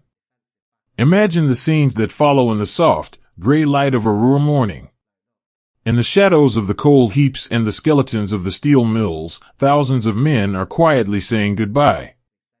They shake hands with one another, a lingering grip that says everything they cannot find the words to speak. They leave their weapons in piles that look like discarded toys. They tear the insignias from their coats, their fingers trembling with a mixture of fear and a sudden, overwhelming hope. They step out of the circle, fading into the mist, moving toward the rivers and the hills, toward the mothers and wives who have been praying for this silence for 6 long years. Walter watches them go from a distance. He sees the dark figures disappearing into the haze, and he feels a weight lifting from his own shoulders. He is alone now, or nearly so. The headquarters is emptying, the telephones have gone dead, and the only sound is the rain dripping into a puddle in the hallway. He has fulfilled his final duty, not to a state or a leader, but to the men who followed him into the dark. He has given them back their lives, and in doing so, he has found a strange, melancholic peace for himself. He wanders through the empty halls of the manor house where he has taken his final refuge. He finds a small library where the books are still on the shelves, their spines dusty and forgotten. He pulls a book of poetry from the shelf and sits in a velvet chair that smells of old smoke. He reads by the fading light of the afternoon, the words of the poets are soft, cooling rain for his parched soul. He thinks of the music teacher's son he once was, and he realizes that the boy is still there, beneath the medals and the monocle, waiting for the wind to carry him home. Late at night, he hears the distant, rhythmic clank of the enemy's tanks moving through the streets of a nearby town. The sound is far away, muffled by the ruins, and it no longer brings a surge of adrenaline or a spark of fear. It is just another sound in a world that is moving on without him. He lights a small candle and watches the flame, mesmerized by the way it dances in the draft. He thinks of the thousands of candles being lit in windows across the land, beacons of hope for the men who are walking home through the shadows he has helped them escape. He feels a private, gnawing fear of what the world will become, of the judgments that will be passed and the ruins that will have to be rebuilt. But then he remembers the man whittling wood in the courtyard, and the shared tin of peaches, and the sergeant's hand on the boy's shoulder. He realizes that as long as those small sparks of kindness exist, the world will find its way. The circle has closed. The journey that began in the Saxon pines, and traveled through the trenches of France, the snows of Russia, and the fog of the Ardennes, has reached its final, industrial station. The maps are empty. The orders are finished. There is only the rain, the ruins, and the quiet breathing of a man who has finally stopped fighting the tide. Walter reaches into his pocket and finds a small photograph of his family. He holds it in his hand, his thumb tracing the faces of his children. He whispers their names into the quiet room, a soft, protective prayer that carries all the love he was too disciplined to show. He feels a sudden, sharp longing for the trees of Jintin, for the smell of the damp needles and the sound of the canal. He realizes that he is ready for the stillness. He is ready to become part of the silence. As the first hint of a pale, somber dawn begins to touch the jagged skyline of the Ruhr, Field Marshal Walter Model closes his book and sets it on the table. He adjusts his uniform one last time, ensuring that even in the collapse, he maintains the dignity of the soldier he has always been. He walks to the window and watches the sun struggle to rise through the smoke. The light is weak and gray, but it is the light of a new world, a world where the fires have gone out and the healing can finally begin. He takes a deep breath of the cool, soot-stained air, and for the first time in his life, he doesn't think about the next hour or the next objective. He simply exists in the moment, a man in a ruined heartland, resting in the melancholy peace of the closing circle. The war is over for his men. The war is over for the valley. And as the mist rolls in to swallow the skeletal chimneys, Walter Model prepares to step into the final shadow, carrying the memory of the pines and the quiet resilience of the human heart into the eternal silence. The circle has closed, and the valley is silent. The forest has a way of remembering the children who once played in its shadows, even when they return as tired, broken men seeking the shelter of the leaves. Imagine a world where the iron has finally stopped screaming. We have left the shattered factories and the skeletal chimneys of the Ruhr behind, moving away from the gray, soot-stained ruins of the industrial valley. The air is changing. It is losing the bitter taste of brick dust and burnt oil, replaced by the cool, damp scent of moss, wet bark, and the ancient, earthy perfume of a woodland waking up to the spring. Here, the canopy of oaks and pines creates a cathedral of green and silver, a place where the light is filtered and soft, casting long, gentle fingers across the forest floor. Walter is walking. He is no longer the man in the bustling command car, nor the frantic figure leaning over maps in the flickering light of a bunker. He is a solitary shadow moving through the trees. He wears his heavy greatcoat, the fabric damp from the morning mist, and his boots, those boots that have stepped across the entire continent, now make a soft, rhythmic crunch on the carpet of last year's fallen leaves. To anyone watching from a distance, he might look like a hunter or a wanderer, but in the quiet of his heart, he knows he is a man finally coming home to the silence. He has stripped himself of his illusions. The grand titles, the medals that once felt so heavy with meaning, the unyielding oaths to a cause that has turned to ash, he has set them all down at the edge of the woods. He is no longer the Führer's fireman. The fires are out, and the man remains, hollowed out and strangely light. He thinks of the thousands of men he sent home only yesterday, the boys he allowed to melt away into the mist of the Ruhr so they might find their mothers and their wives. That was his final command, his last act of loyalty not to a flag, but to the humans who followed him into the dark. In the stillness of the trees, he feels a small, flickering warmth from that memory. He has saved them, even if he could not save himself. As he walks deeper into the emerald twilight of the forest, the noise of the war begins to fade. The distant, rhythmic thud of artillery, the persistent drone of the silver plains, the shouting of desperate orders, it all recedes, replaced by the soft, rushing song of the wind in the high branches. It is the same song he heard as a boy in Jintin, standing among the Saxon pines. He closes his eyes for a moment, letting the sound wash over him. In his mind, he is a child again, listening to his father's piano music drifting through a warm house, the smell of roasting apples in the air, the world safe and bounded by the edges of the woods. He remembers a letter he never sent, a series of words he whispered to the shadows of his last headquarters. He was thinking of his wife, picturing her in their garden, her hands stained with the soil of the spring planting. He wanted to tell her that he finally understands the trees. He wanted to say that the strength of a man is not in how much he can conquer, but in how much he can endure before he simply returns to the earth. He carries her image with him like a pressed flower, a fragile bit of color in a world that has turned to gray. He stops by a small, clear stream that bubbles over moss-covered stones. The water is cold and bright, reflecting the patches of blue sky visible through the budding leaves. He kneels down, his joints creaking with the weight of 5 years of constant movement. He cups his hands and drinks, the water tasting of winter and minerals. In this simple act, he feels a profound connection to the world that existed before the steel arrived, and the world that will continue long after the ruins have been reclaimed by the vines. He sees a small bird, a chaffinch, flitting between the branches, its tiny heart beating with a fierce, uncomplicated life. It doesn't know of empires or collapses, it only knows the sun and the song. Walter watches it with a somber, beautiful envy. He thinks of the private fears he carried for so long, the gnawing dread of failure that he masked with a monocle and a stern, unbending gaze. He realizes now that the fear was never of the enemy, but of the noise, the ceaseless, deafening roar of a world that had forgotten how to be quiet. He had spent his life building walls of discipline to keep the noise at bay, only to find that the walls themselves had become a cage. But here, under the protective reach of the oaks, the cage has been opened. The whispers of the woods are louder than the memory of the guns.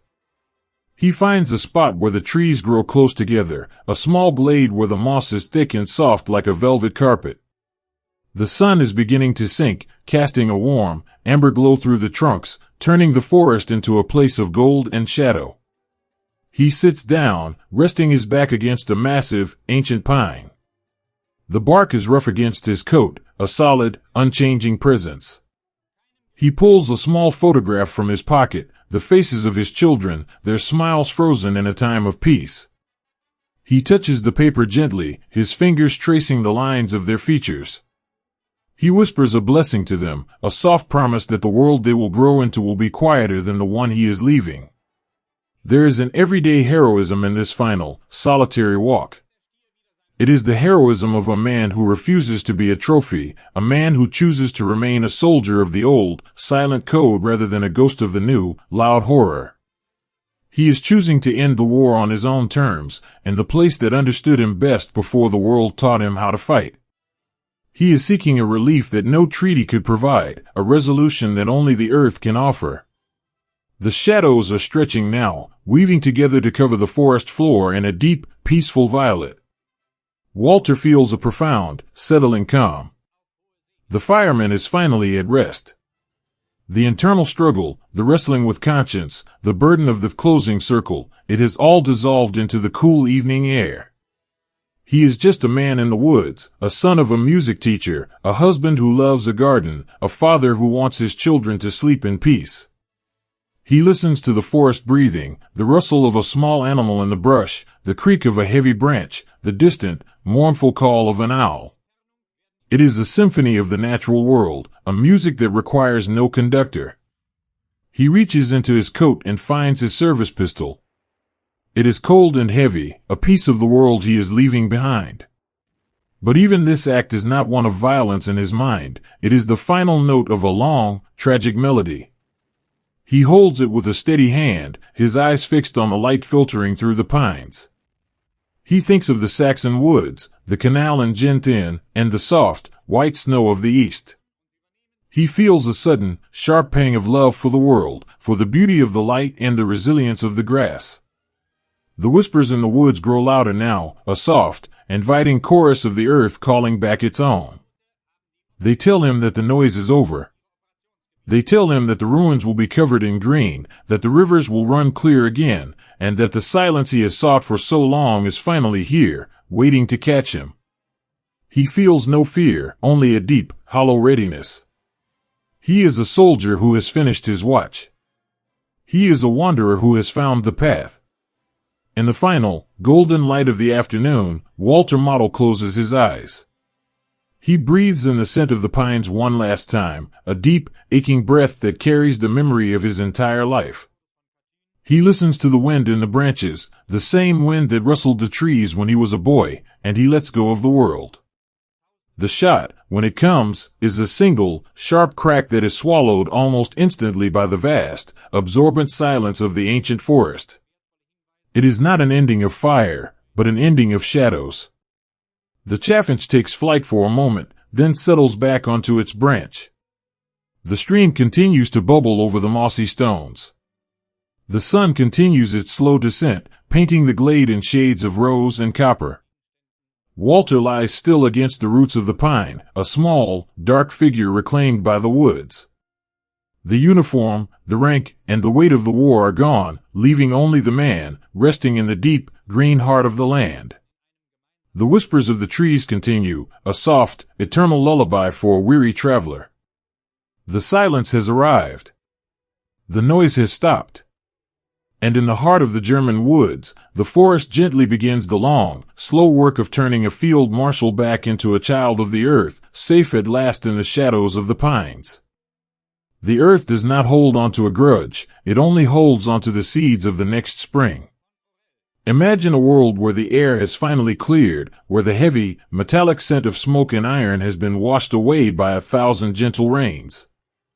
The great, clanking machinery of the war has ground to a final, absolute halt, and the silence that has moved in to take its place is not the hollow silence of a tomb, but the soft, breathing quiet of a forest at rest. We are standing in the long, golden twilight of history, watching as the sharp edges of the past are slowly softened by the patient, emerald fingers of the moss and the drifting, silver veils of the mist. The great industrial heart of the Ruhr, where the circle finally closed, is no longer a place of fire and ruin. The fires in the furnaces have stayed out, and in their place, a different kind of life is stirring.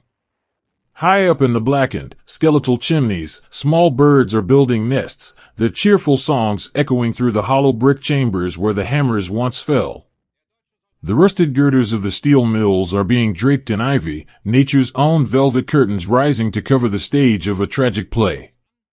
The land is healing, slowly, stubbornly, and with a quiet dignity that ignores the grand ambitions of men. And what of the men? Think of the soldiers we saw in the mud, the ones who carried the weight of the fireman's final, merciful command. They are home now, or at least they are walking the long, winding roads that lead back to the familiar. Imagine the boy with the cinnamon-scented memories, the one who saw the silk parachutes falling like leaves over Arnhem. He is standing at a wooden gate in a small village, his uniform gone, his hands rough from the work of rebuilding. He hears a door open, the creak of the hinge a sound more beautiful to him than any symphony. He sees a face he thought he would only ever see in a dream, and in that moment of quiet, tearful reunion, the war finally ends for him. The everyday heroism of the peace is found in these small, domestic miracles, the clearing of a garden, the mending of a roof, the sharing of a loaf of bread in a kitchen that no longer shakes from the guns. The resilience that Walter Model relied upon to hold the lines has been turned inward, toward the slow, quiet labor of living. The men who followed the lion into the dark are now fathers and grandfathers, sitting by the hearth in the evenings, watching the firelight dance and feeling the profound, heavy grace of their own survival. Walter himself remains where we left him, in the deep, green heart of the woods. For a long time, his resting place is a secret shared only by the ancient oaks and the shifting shadows. He was buried by the few men who stayed with him until the end, men who didn't see a field marshal or a master of the defense, but a man who had finally found the courage to be quiet.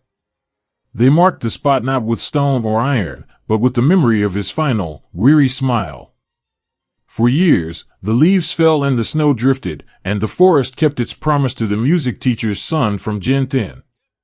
He became part of the silence he had sought for so long. Back in the home he left behind, the silence was different. Imagine Herta, his wife, sitting in the fading light of their living room. The letters have stopped arriving, the ink on the old ones is beginning to fade, and the uniform in the closet is a relic of a lifetime that feels like it belonged to someone else. She watches the seasons turn in their garden, seeing the frost on the windows and the first buds of the spring.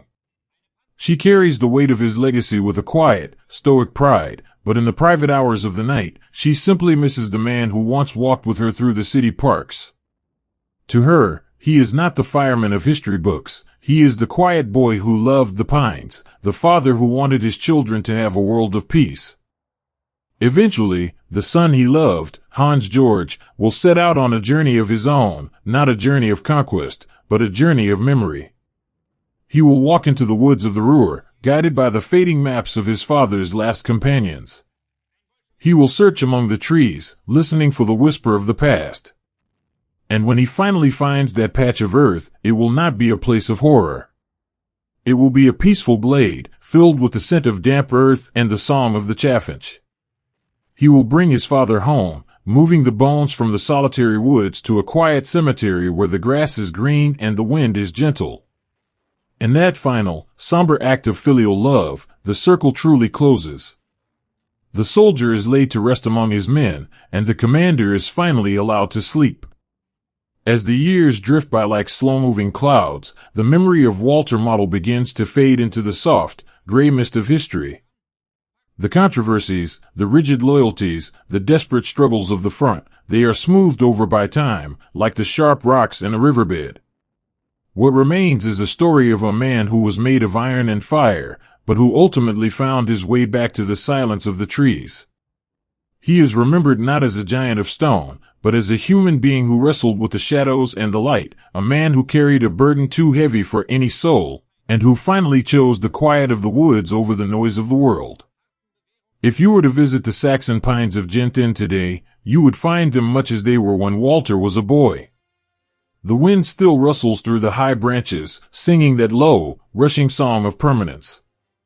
The canal still mirrors the pale, changing skies, its water flowing toward the distant, unseen oceans. The world has moved on, the ruins have been rebuilt, and the scars on the land have been covered by the healing hand of nature. But if you stand very still in the twilight, when the light is soft and the air is cool, you can almost hear the sigh of history. It is a sigh of relief. It is the sound of a world that has learned the value of the quiet. It is the memory of the small kindnesses that flickered in the dark, the shared bread, the lowered rifles, the letters home, and the silent resilience of those who endured. These are the things that stay. The iron and the steel turn to rust and dust, but the human spirit, in its quiet, stubborn beauty, continues to bloom in the craters of the past. The story of the Führer's fireman is a long, somber symphony that has reached its final, whispered note. The stage is empty now, the banners are folded, and the lights have been turned low. We are left with the calm of the forgotten, the peaceful realization that even the most violent storm eventually surrenders to the sun. The Lion of Rzeew has become a whisper in the woods, a ghost of the pines, a name on a stone in a quiet field of grass.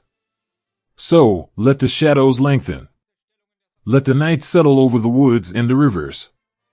The march is over. The fire is out. The boy from Genthin is safe in the shadows of the trees, and the world is finally, mercifully, quiet.